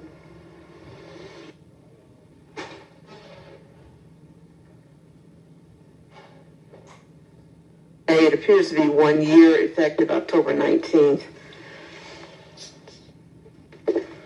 2021. Okay, I understand that. I'm just wondering if it needs to be, if it automatically follows that, or if it needs to be specified for the specific of this amendment.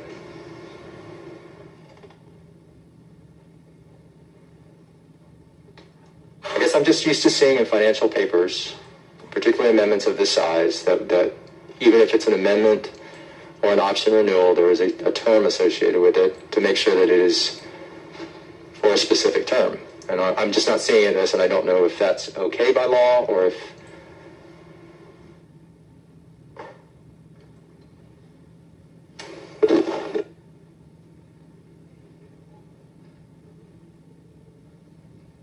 If you could just give us 1 1 minute, please. We're trying to confirm. Let's give 1 minute. Mr. Wan, we'll move to Mr. Westmoreland and we'll come back on this question. Mr. Westmoreland. I was going to make a suggestion that since we have a lengthy list of items for referral, that perhaps we should do those 32 items, and that would give our law department a chance to review this piece of legislation before we take action on it.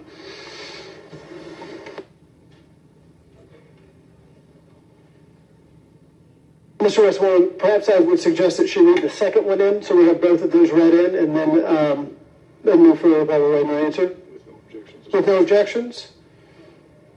Hearing none, Councilmember Boone, please read in the second paper for immediate consideration. Next item, Elms number 29170.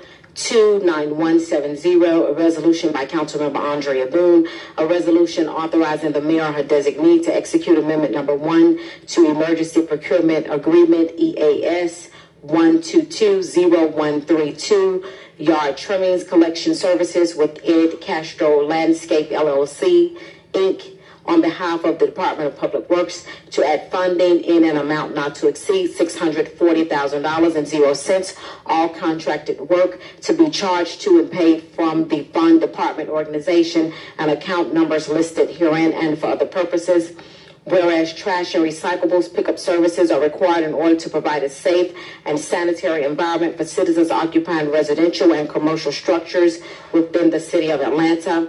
Whereas the city's current trash, recyclables, and yard debris pickup has been a significant decline in services due to a number of Department of Public Works employees unable to perform their duties due to COVID-19, and whereas conditions have resulted in unavoidable, chronic, and persistent absenteeism, resulting in large-scale disruptions in the city's pickup of garbage, illegal dumping, recycling, and yard debris. Trimmings, and whereas the uncollected yard trimmings are a public safety hazard as they are combustible in the dry seasons and attracts rodents and snakes in the damp seasons. And whereas as it is imperative that the city obtain ancillary services on an emergency basis to maintain sanitation and health standards throughout the city, the Department of Public Works identified qualified firms that have performed those necessary services and presently have contractual relationships with the city. And whereas the Department of Public Works requested quotes from 9 vendors and received responses from Russell Landscape LLC and Ed Castro Landscape Inc., and whereas due to immense workload, the Department of Public Works recommended awards be made to both vendors. And whereas in accordance with Section 2-1192 of the City of Atlanta Code of Ordinances, the Chief Procurement Officer authorized Emergency Procurement Agreement EAS 120-132, Yard Trimmings Collection Services Agreement with Ed Castro Landscape for a term of 1 year effective October 19, 2021, in an amount not to exceed $667,000.00. And whereas the Department of Public Works continues to face staffing shortages and an inability to recruit suitable new employees, compounded by lagging retention rates amongst current employees, the sustained nature of the pandemic, and the emergence of the highly contagious and very virulent Delta variant. And whereas the Commissioner of the Department of Public Works and Chief Procurement Officer recommend entering into Amendment number 1 to the agreement to add funding in an amount not to exceed $640,000.00, $640,000.00, whereas Ed Castro Landscape Inc. continues to satisfactorily perform services, and whereas the Chief Procurement Officer certifies that any organizational and personal relationships disclosed by the successful offer have been decided in accordance with Section 2-1214 of the Code, and that the amendment of the agreement is appropriate. Now, therefore, be resolved by the City Council of the City of Atlanta that the mayor and his designee is authorized to execute Amendment number 1 to EAS 1220132A, Yard Trimmings Collection Services with Ed Castro Landscape Inc., on behalf of the Department of Public Works, an amount not to exceed $640,000.00. Be it further resolved that all contracted work shall be charged to and paid from Fund 5401, Solid Waste Services, Revenue Fund, Department 130532, DPW Yard Trimming Processing, amount 5212001, Consulting Professional Services, Activity 4585000, Yard Trimming Collections and Management. Be it further resolved that the Chief Procurement Officer, in consultation with the City Attorney, is hereby directed to prepare all appropriate documents to be executed by the Mayor or his designee. Be it finally resolved that the Amendment Number 1 will not become binding in the City of Atlanta, will incur no obligation or liability under the same until it has been approved as to form by the City Attorney or her designee, executed by the Mayor or his designee, attested to by the Municipal Court, and delivered to Ed Castro Landscape LLC, Inc. Ed Castro Landscape, Inc. We will entertain a motion to adopt. Motion to adopt. There's been a motion to adopt 29170. Is there a second? Seconded by Shook. It's been moved and seconded. Mr. Lewis? Is there a reason this paper is for immediate consideration? So I believe if you were to ask that to someone other than CFO and the City Attorney, we'd have to go back in the Committee of the Whole. Or you could ask the Councilmember Boone? Yes. Councilmember Boone? Apparently, Public Works is on a tight schedule, and the funds have expired as of now. The funds have expired, and we are trying to continue services of yard trimming pickup. I accept the answer. I just want to make sure we know why things are being put up for immediate consideration. Thank you. Discussion on the motion to adopt.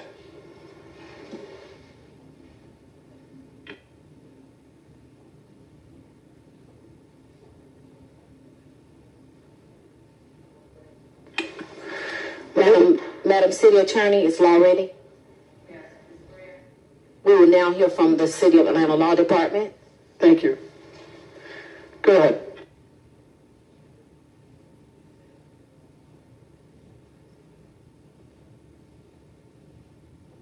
Good afternoon. I'm Stephanie Grant with the Law Department. I represent the Department of Public Works. May I please have the question again? Mr. Warren.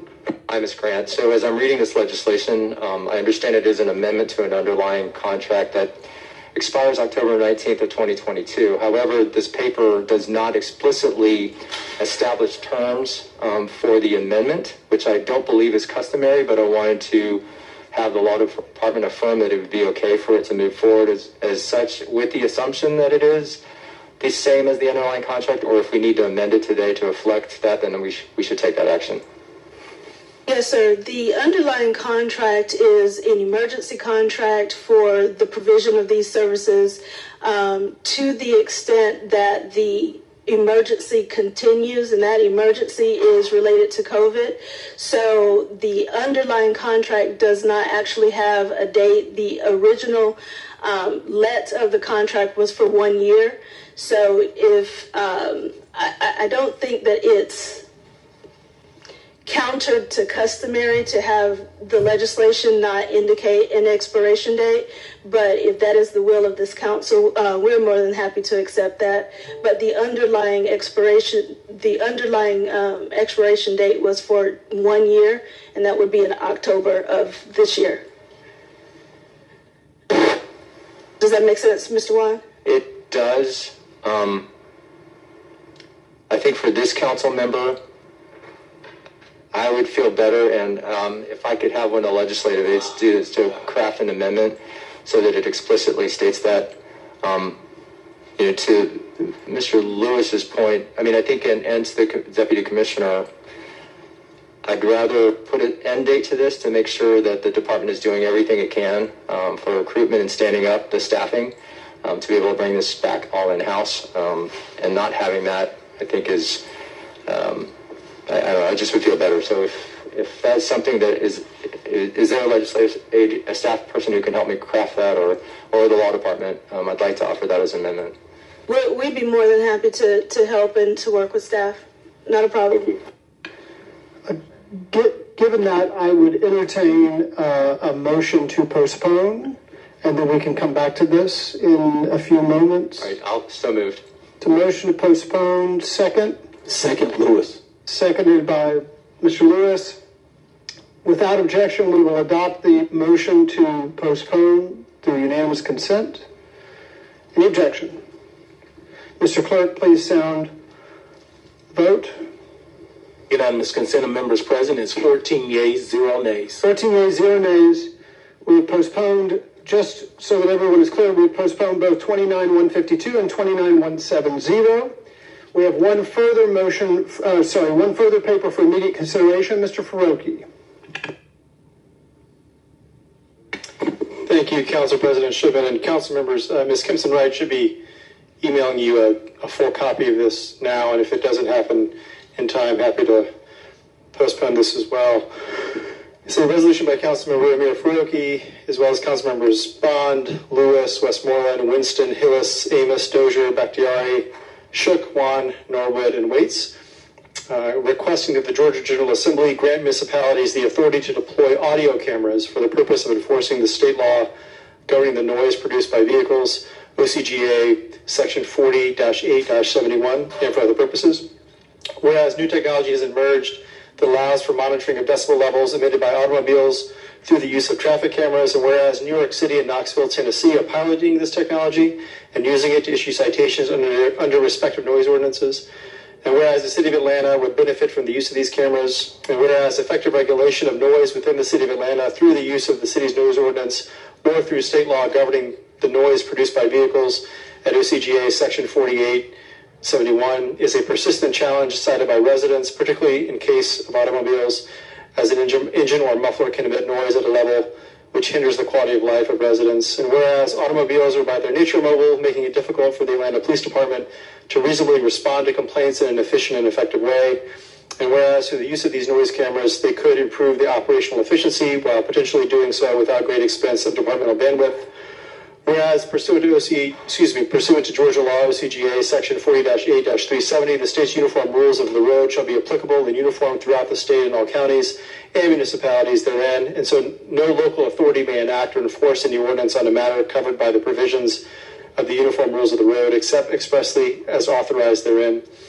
And whereas accordingly the Georgia General Assembly has granted local authorities the ability to enforce the state law requiring obedience to traffic control devices through the use of traffic control signal monitoring devices, quote-unquote red light cameras, pursuant to OCGA Section 40-6-20, and has granted local authorities the ability to enforce the speed limit within school zones through the use of automatic traffic enforcement safety devices, speed cameras, pursuant to OCGA Section 40-14-18. And whereas the Assembly could similarly act to allow for the deployment of audio cameras by municipalities to enforce the state law governing noise produced by vehicles in the interests of supporting local police departments and the quality of life of residents across the state. Now, therefore, be it resolved by the City Council of the City of Atlanta, Georgia, that the Atlanta City Council hereby requests that the Georgia General Assembly passes a law allowing for municipal enforcement of the state law governing the noise produced by vehicles, OCGA Section 40-8-71, through the use of audio cameras. And be it finally resolved that upon passage of this resolution, the municipal clerk shall provide copies to members of the Georgia General Assembly.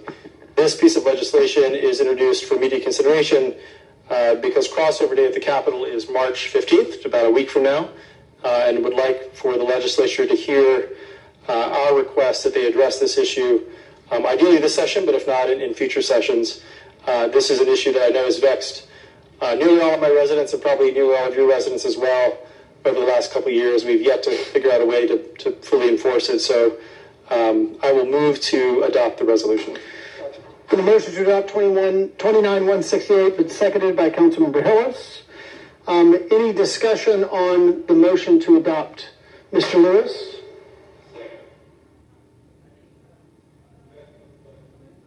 Got a couple of questions. Start with the first obvious question. What's the reason for immediate consideration? Yep. So immediate consideration is needed because the legislature which is needed to act on this. We're asking the legislature to act to allow for audio cameras. They are approaching crossover day, after which no new pieces of legislation can be introduced in either chamber. So this is intended, ideally, to pass today through council, so that any interested parties in the legislature can introduce legislation before crossover day of this cycle. Then I have a concern. What exactly is are you talking about, like, music coming out of cars? No, this would be exhaust. Okay, got it. Yeah, so that was my... This would be to regulate what is already regulated by the state. There's a state law prohibiting loud exhaust that our officers can write tickets for. But it's very hard to catch in real time because cars are mobile and they move along through a neighborhood. But this would only apply to what is currently prohibited by the state. Music would not be regulated by the state. Now, our city noise ordinance may also regulate that, which I believe it does. We could, assuming the legislature passes something that allows cities to install audio cameras, we can articulate that in any way we like. So, for example, if we wanted to exempt noise from music, we could, but that's a debate to be had if the state even allows us to do it. Okay. And last, how do the Atlanta Police Department feel about this? Because I know I'm thinking about, like, jurisdiction. If we're talking about having the state having their hands in our city, how do they feel about this? Yeah, so I have not talked to APD about it, but this is to allow state law to be enforced in ways that APD already chooses to enforce or not enforce. Now, we have no say whether or not we can regulate loud exhaust. All cars are regulated by the state.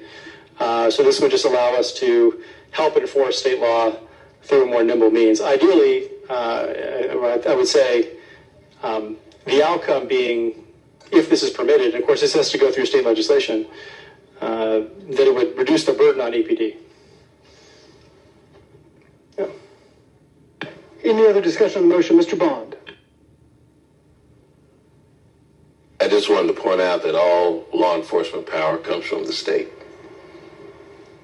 So, I mean, even though we have the Atlanta Police Department, they are certified. Their policing power doesn't come from the city of Atlanta. It comes from the state of Georgia, of which we are a creation. Other discussion on the motion to adopt?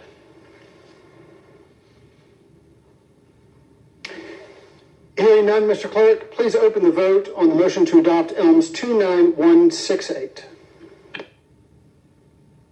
The vote is open. Will everyone please vote?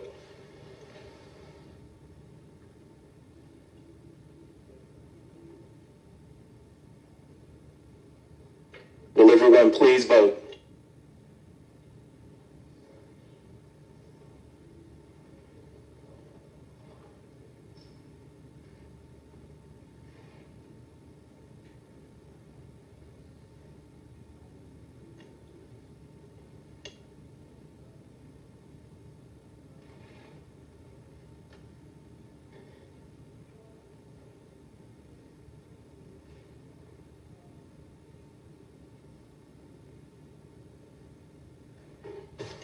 The vote is now closed. Populating vote.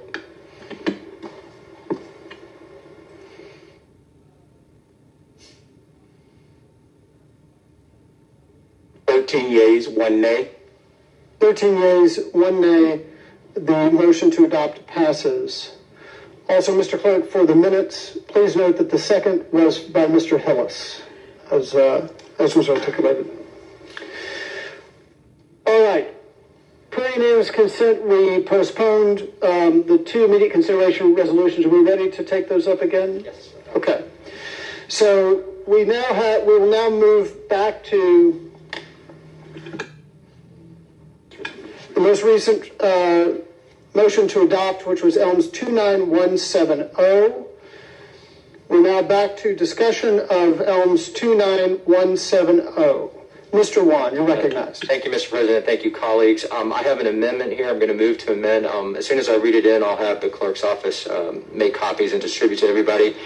But the amendment is to insert an additional paragraph after the first be it further resolved clause, that states, be it further resolved that the term of amendment number 1 shall not exceed the underlying contract term and shall expire no later than October 18, 2022. So I'll move to amend. There's been a motion to amend 29170. Is there a second? Seconded by Mr. Bond. Is there any discussion on the amendment? Hearing no discussion, we'll move to a vote. Mr. Clerk, please open the vote on the motion to amend.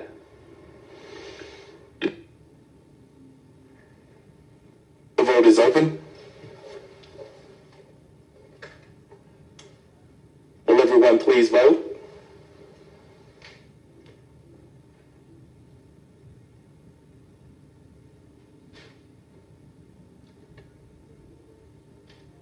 Will everyone please vote?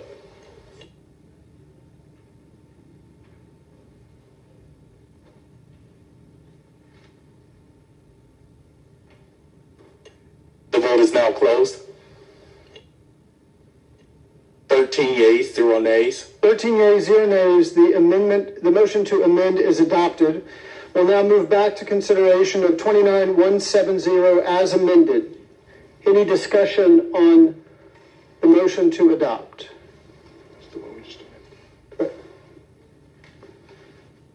Hearing none, Mr. Clerk, please open the vote on the motion to adopt ELMS 29170 as amended. The vote is open.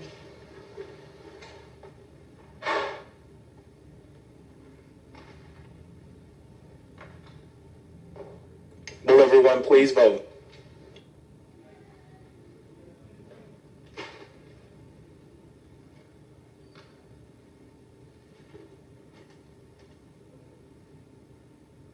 The vote is now closed. 13 yeas, 0 nays. 13 yeas, 0 nays. The motion to adopt ELMS 29170 passes. We'll now move back to the postponed ELMS 29152. We postpone the motion to adopt. Mr. Warren, you have the floor. Thank you. Similarly, the same amendment applies to this one. Again, inserting additional paragraph after the first be it further resolved clause. Be it further resolved that the term of amendment number 1 shall not exceed the underlying contract term and shall expire no later than October 18, 2022. Move to amend. Motion to amend is seconded by Mr. Bond. Is there any discussion of the motion to amend? Hearing none, Mr. Clerk, please open the vote on the motion to amend ELMS 29152.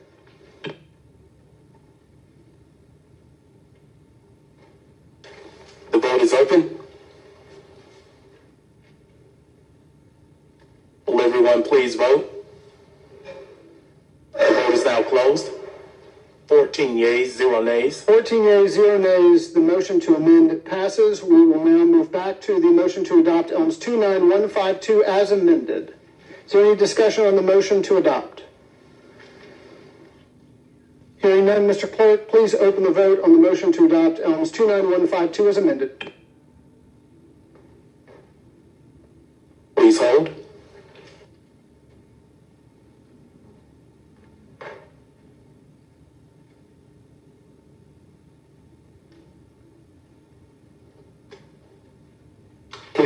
Please continue to hold.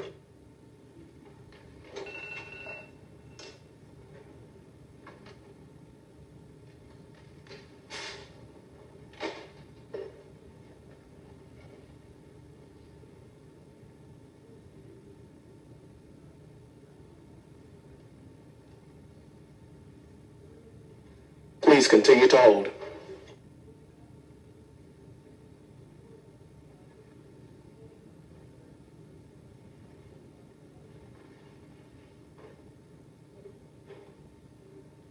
The vote is now open.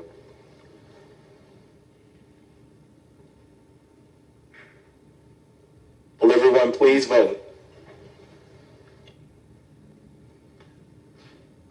The vote is now closed. 14 yeas, 0 nays. 14 yeas, 0 nays. The motion to adopt ELMS 29152 as amended passes. Are there any other papers for immediate consideration? If not, we'll move to papers for referral. Given that it is close to her birthday, I'm going to start with Councilmember Bakhtiari. You have several papers, I believe.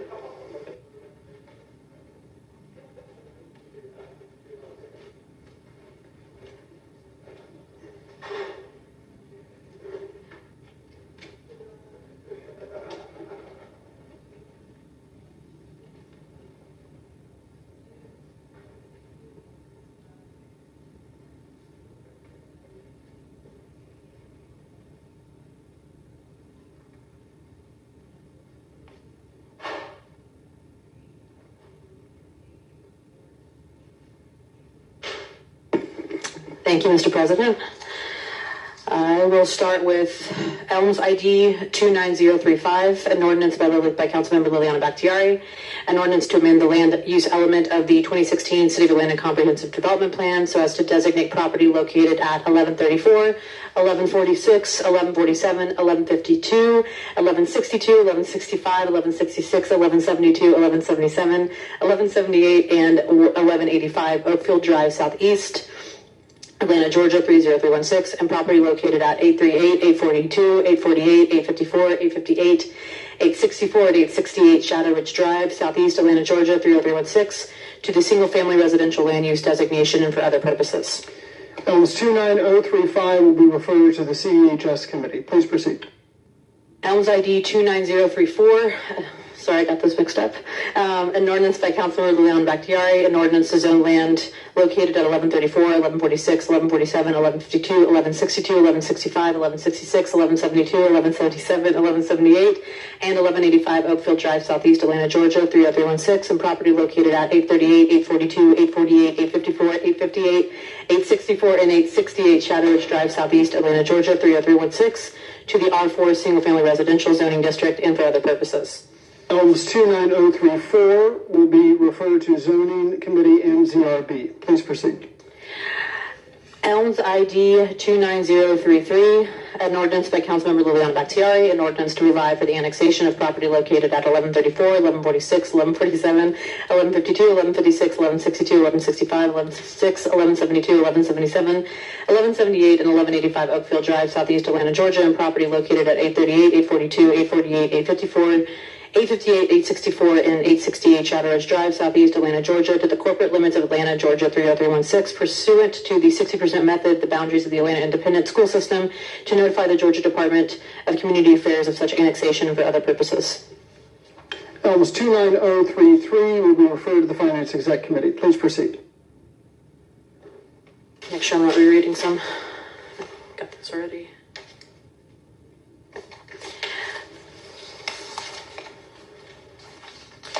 All right. Elms ID 29089, an ordinance by Councilmember Liliana Bakhtiari, an ordinance to amend the land use element of the 2016 City of Atlanta Comprehensive Development Plan so as to designate property at 1363 Black Oak Drive, Southeast Atlanta, Georgia 30316 to the single-family residential land use designation and for other purposes.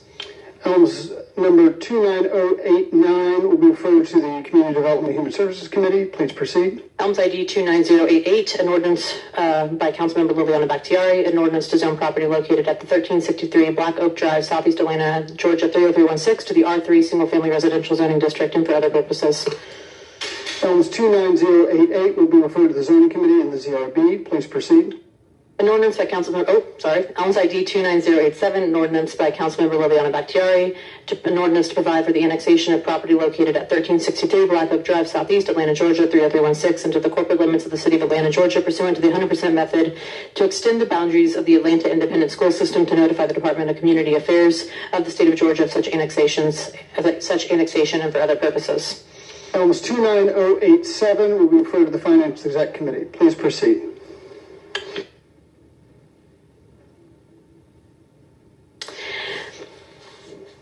Elms ID number 29169, a resolution by Councilmember Liliana Bakhtiari, Councilmember Antonio Lewis, Jason Dozier, Jason Winston, Amir Faroki, Byron Amos, Mary Norwood, Michael Bond, Alex Wan, Matt Westmoreland, Destin Harris, and Andrea Boone, a resolution by Councilmember Liliana Bakhtiari, I just did it all over again. A resolution expressing the Atlanta City Council support for Starbucks employees in Atlanta, Georgia, who are attempting to establish a union, and to urge Starbucks to accept the basic labor right of check card neutrality, and to urge the Georgia General Assembly to take legislative action to enable all Georgia workers the right to fight for competitive wages, benefits, and suitable workplace environments. Elms 29169 will be referred to the Finance Exec Committee. Please proceed. Elms ID 29146, a resolution by Councilmember Liliana Bakhtiari, Jason Dozier, Jason Winston, Amir Faroki, Byron Amos, Alex Wan, Mary Norwood, Howard Shook, Matt Westmoreland, Dustin Hillis, Keisha Waits, Michael Bond, and Andrea Boone.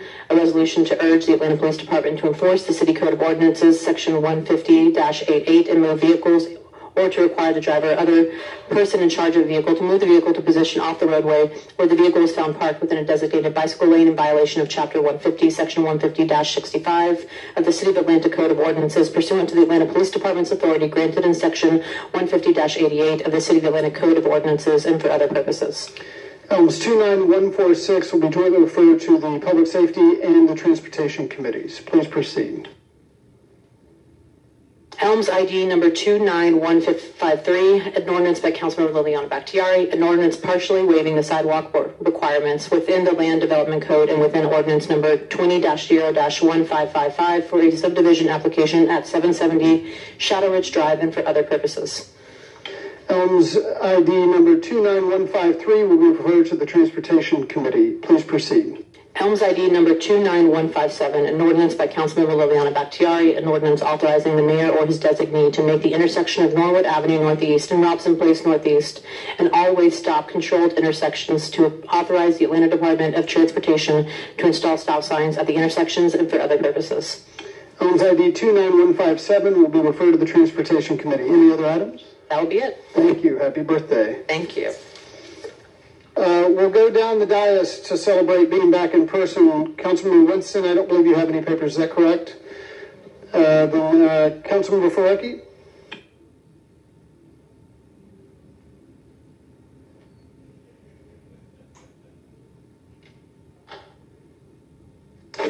Thank you. I have one paper, Elms number 29166.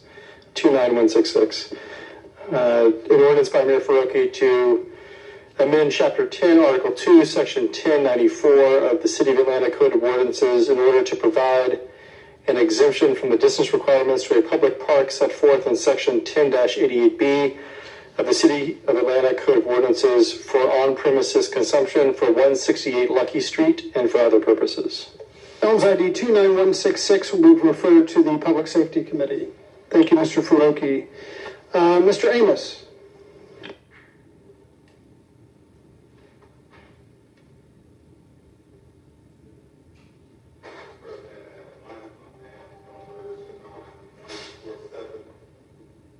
Thank you. A resolution by Councilmember Byron Amos, a resolution recognizing the Rodney Cook Senior Park Advisory Council and commending them for the work they have done to engage the community and develop and implement policies and procedures that will ensure the Rodney Cook Senior Park will continue to be an inviting and vibrant destination in the Vine City English Avenue community and for many generations to come and for other purposes. Elms ID 29147 will be referred to the Community Development and Human Services Committee. Thank you, Mr. Amos. Mr. Dozier.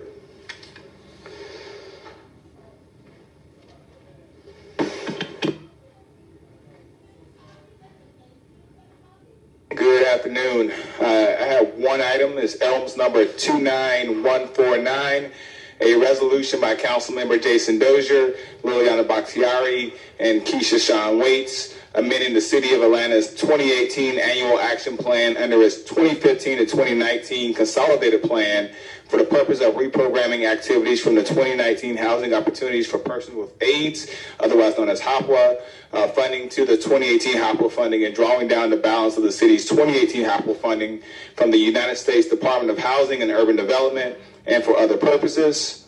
Elms ID 29149 will be referred to the Community Development and Human Services Committee. Thank you, Mr. Dozier. Mr. Wan. Thank you, Mr. President. Elms number 29148, resolution by Councilmember Alex Wan adopting the 2023 update to the City of Atlanta 5-year financial plan for years 2023 to 2027 and for other purposes. Elms ID 29148 will be referred to the Finance Exec Committee. Please proceed. All right, Elms ID 29167, an ordinance by Councilmember Alex Wan to amend Sunday hours of operation in Chapter 10 of the City of Atlanta Code of Ordinances entitled Alcoholic Beverages by repealing sections 10-209A and by replacing the repealed section with new section 10-209A and for other purposes. Elms 29167 will be referred to the Public Safety Committee. Please proceed. All right. Elms ID 29171, an ordinance by Councilmember Alex Vaughn to amend Chapter 10 of the City of Atlanta Code of Ordinances entitled Alcoholic Beverages by adding new sections 10-blank and 10-blank and by repealing section 10-blank and by replacing the repealed section with new section 10-blank and for other purposes. Elms number 29171 will be referred to the Public Safety Committee. Right, Elms ID 29176, a resolution by Council Members Alex Vaughn and Byron Amos to amend 21-R3040, which established the City of Atlanta Alcohol Technical Advisory Group 3, ATAC 3, for the purpose of amending the membership to remove the appointment of the ex officio member of the License Review Board and to require that no sitting member of the License Review Board may serve on the ATAC 3 and for other purposes. Elms 29176 will be referred to the Public Safety Committee. Elms ID 29161, a resolution by Councilmember Alex Vaughn requesting that the mayor takes into consideration and funds priorities that the Atlanta City Council recommends being included in the FY 2023 budget and for other purposes. Elms 29161 will be referred to the Finance Exec Committee. Thank you, Mr. President. Thank you, Mr. Vaughn. Mr. Shook. Thank you. This is an ordinance by Shook to amend Chapter 10, articles and section numbers indicated the City of Atlanta's Code of Ordinances so as to provide an exemption from the distance requirements for package stores licensed to sell malt beverages and or wine by the package as listed in the foregoing section at the address of 3330 Piedmont Road and for other purposes. This is Elms number 29160. Elms 29160 will be referred to the Public Safety Committee. Thank you. Thank you. Mr. Hillis.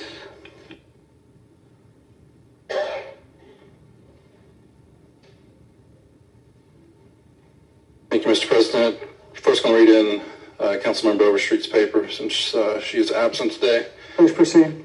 An ordinance by Councilmembers Dustin Hillis and Marcy Collier Overstreet authorizing the mayor or his designee to make the intersections of DeLoe Drive Southwest and Belvedere Avenue Southwest, DeLoe Drive Southwest and Montrose Avenue Southwest, DeLoe Drive Southwest and Essex Avenue Southwest, all-way stop-controlled intersections, to authorize the Atlanta Department of Transportation to install stop signs at the intersections and for other purposes.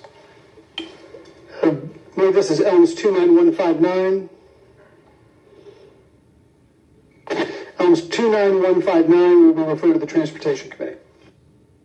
Elms 29162, an ordinance by Council Members Dustin Hillis, Matt Westmoreland, Andrea Boone, Howard Shook, Byron Amos, Samir Faroki, and Jason Dozier to amend the 1982 Atlanta zoning ordinance as amended by amending various provisions of the text, including creating definitions of commercial food preparation and delivery-based commercial kitchens by amending Chapter 29 and by amending the regulations of the Light Industrial District in Chapter 16 and the Community Business District in Chapter 11 by modifying the permissible uses, the parking requirements, and the loading requirements, and for other purposes. Elms 29162 will be referred to the Zoning Committee and the ZRB. Last item, Elms 29150, an ordinance by Councilmember Dustin Hillis authorizing the Chief Financial Officer to create a Special Revenue Fund number 2752, Atlanta Beltline Special Service District, to deposit the ad valorem property tax receipts collected from the Atlanta Beltline Special Service District and amending the FY 2022 budget and subsequent annual budgets to account for the actual amounts collected from the Special Service District assessments and the required deposit of such amounts into the newly created revenue fund and for other purposes. Elms 29150 will be referred to the Finance Exec Committee. Includes my items. Thank you. Thank you. Councilmember Boone. Thank you, Mr. President. Elms number 29154, 29154, an ordinance by Councilmember Andrea Boone and Dustin Hillis, an ordinance authorizing the mayor or his designee to make the intersections of Beecher Road Southwest and Ferris Street Southwest a three-way controlled intersection, to authorize the Atlanta Department of Transportation to install stop signs at the intersection and for other purposes. Elms 29154 will refer to the Transportation Committee. Thank you. Councilmember Lewis.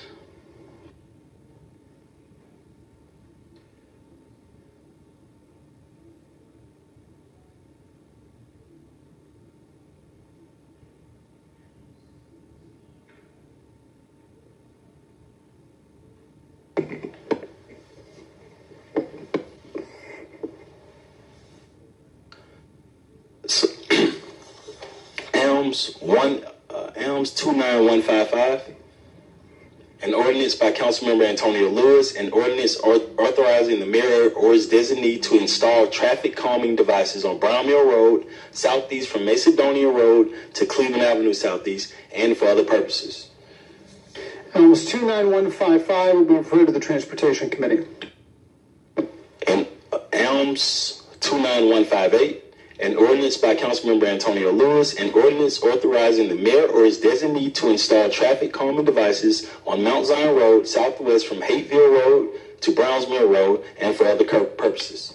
Elms 29158 will be referred to the Transportation Committee. Elms 29156, an ordinance by Councilmember Antonio Lewis, an ordinance authorizing the mayor or his designee to install traffic calming devices on Oak Drive southwest from Empire Boulevard southwest to Brown Mill Road southeast, and for other purposes. Elms 29156 will be referred to the Transportation Committee.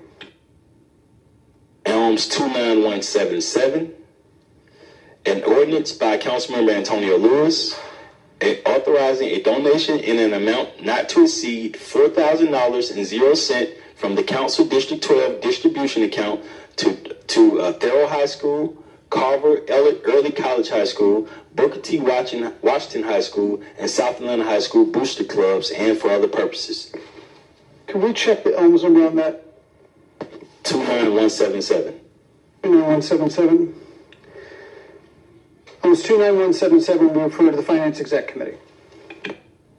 Thank you.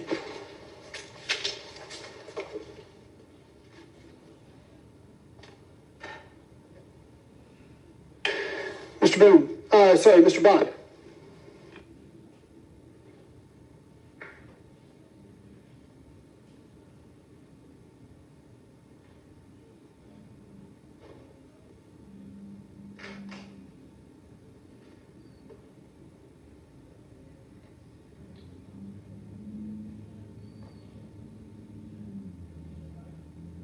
Thank you, Mr. President.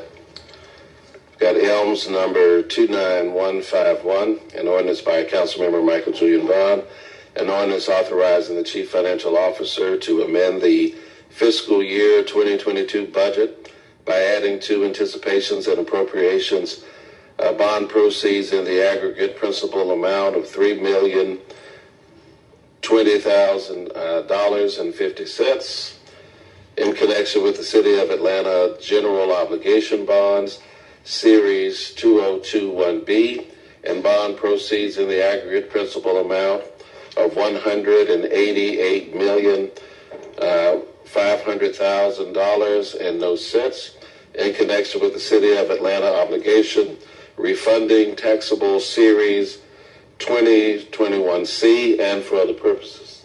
Elms 29151 will be referred to the Finance Exec Committee. Next is Elms number 29178, a resolution by Councilmember Michael Julian Bond. I'm sorry, it should be an ordinance, I'm sorry.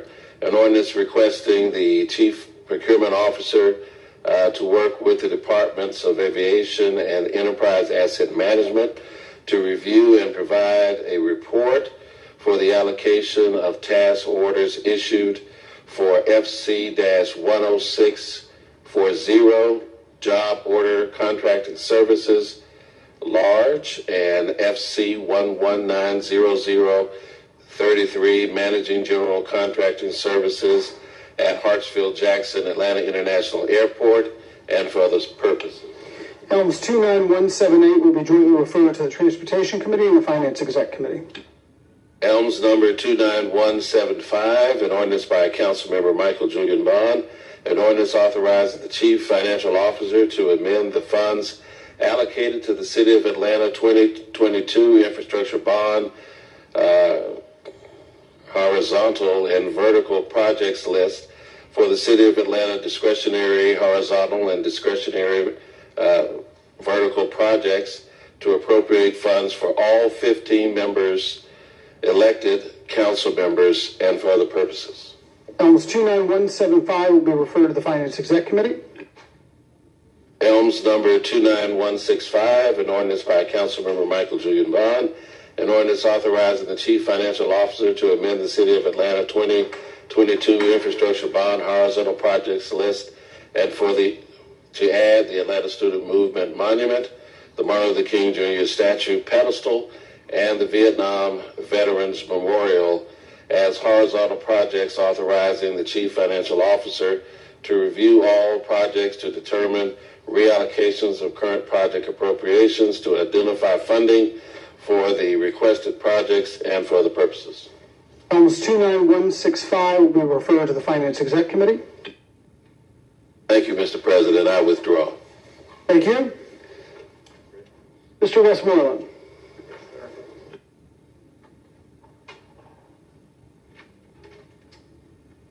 Thank you. First is Elms number 29172, an ordinance by Councilmember Matt Westmoreland authorizing a donation in an amount not to exceed $1,000.00 from the Post 2 at Large carry forward account to the Atlanta Preservation Center and for other purposes. Elms 29172 will refer to the Finance Exec Committee. Elms number 29174, an ordinance by Councilmember Matt Westmoreland authorizing a donation in an amount not to exceed $2,500 from the Post 2 at Large carry forward account to M.H. Mitchell, Inc. for the Guns Down mural campaign in Mechanicsville and for other purposes. Elms 29174 will refer to the Finance Exec Committee. And finally, Elms number 29173, an ordinance by Councilmember Matt Westmoreland authorizing a donation in an amount not to exceed $10,000.00 from the Post 2 at Large carry forward account to the Ben Massell Dental Clinic to provide comprehensive dental care at no cost to underserved residents across Atlanta and for other purposes. Elms ID 29173 will be referred to the Finance Exec Committee. Are there any other papers for introduction today that we have not heard? Thank you all. With that, we'll move to any general remarks. Any general remarks from the body? Mr. Bond first, we'll move down. Mr. Bond.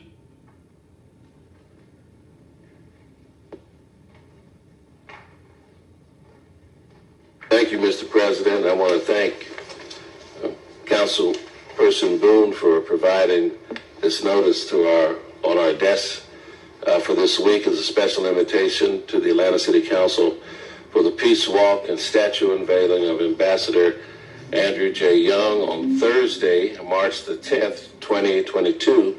Peace Walk from Centennial Olympic Park to the Rodney Cook Peace Park at 10 a.m. And afterward, there'll be a VIP luncheon at the Bank of America building at Georgia State Robinson School of Business. And I've heard that the weather may be inclement, but I do encourage public participation by all to honor this great man who's given so much to our city. As a congressperson, as a mayor, as an ambassador to the UN, but probably most off as a Congregationalist minister who has ministered to many of us and many of those around the world as we celebrate his birthday culminating on this particular Saturday. So come rain, come shine. And remember, freedom isn't free, and a little rain isn't enough of a price to keep us away from valuing it. Thank you. Thank you, Mr. Bond. Mr. Lewis? Thank you, Mr. President. Also, just not piggybacking off that, but this weekend I had the opportunity to go to Selma, Alabama for Bloody Sunday. And just to understand, I want to make sure that we always remember the sacrifices that were made that Bloody Sunday. And we wouldn't be able to be in this room, in this particular room right now, had those young men, those men and women not made that sacrifice on that Sunday. So I just want to make sure we recognize that. Thank you. Thank you. Let me go to Councilmember Boone real quick, and then I'll come back to Councilmember Bond. Councilmember Boone?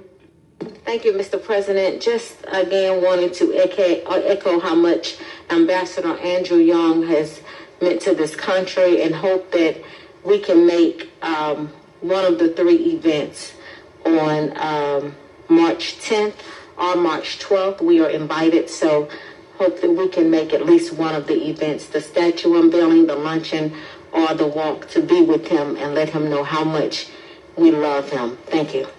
Thank you. Councilmember Bond. And to directly piggyback on Councilmember Lewis, one of the persons that, when you talk about Bloody Sunday, often gets forgotten, and that is the person who actually led the march across the Selma Bridge, and that is the former, not the former at-large member, who was Mr. Lewis, but the former member who represented District 5, Reverend Dr. Hosea Williams. As Congressman Lewis joined him as he has organized across the bridge at Selma. And quite often he is forgotten and not mentioned when you talk about Bloody Sunday, that he was there leading on behalf of SCLC. And John was there without the approval of SNCC, because SNCC did not want to support the march. And so he joined Jose to go across.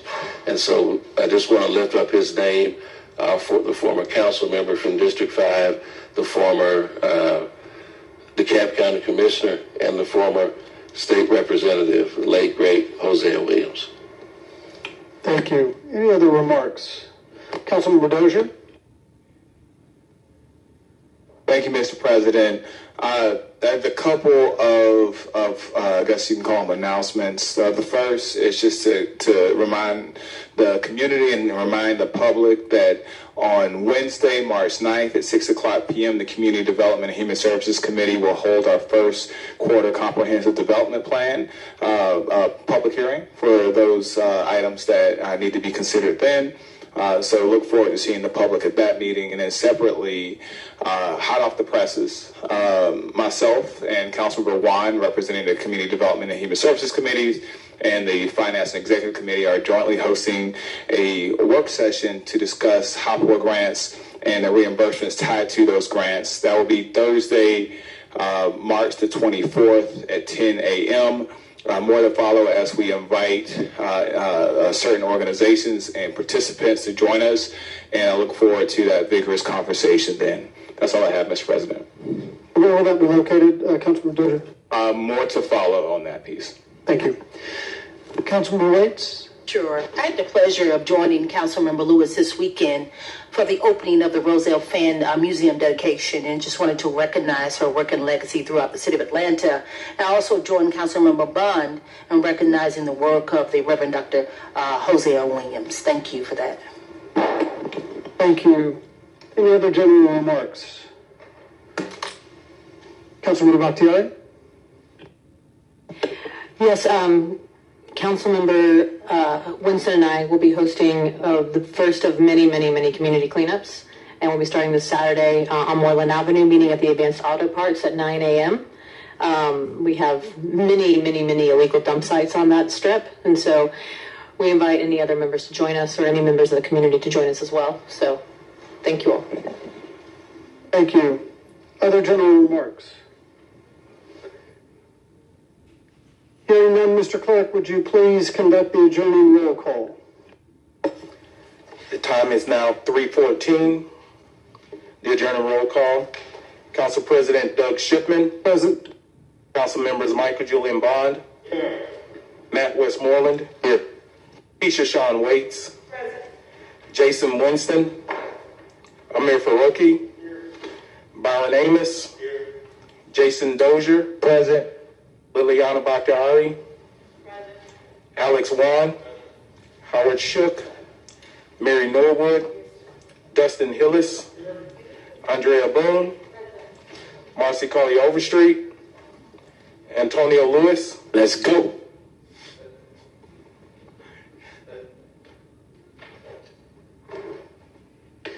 Entertain a motion to adjourn. Good meeting. Motion to adjourn. Motion to adjourn by Mr. Bond. Is there a second? Seconded by Mr. Dozier. No, by Mr. Winston.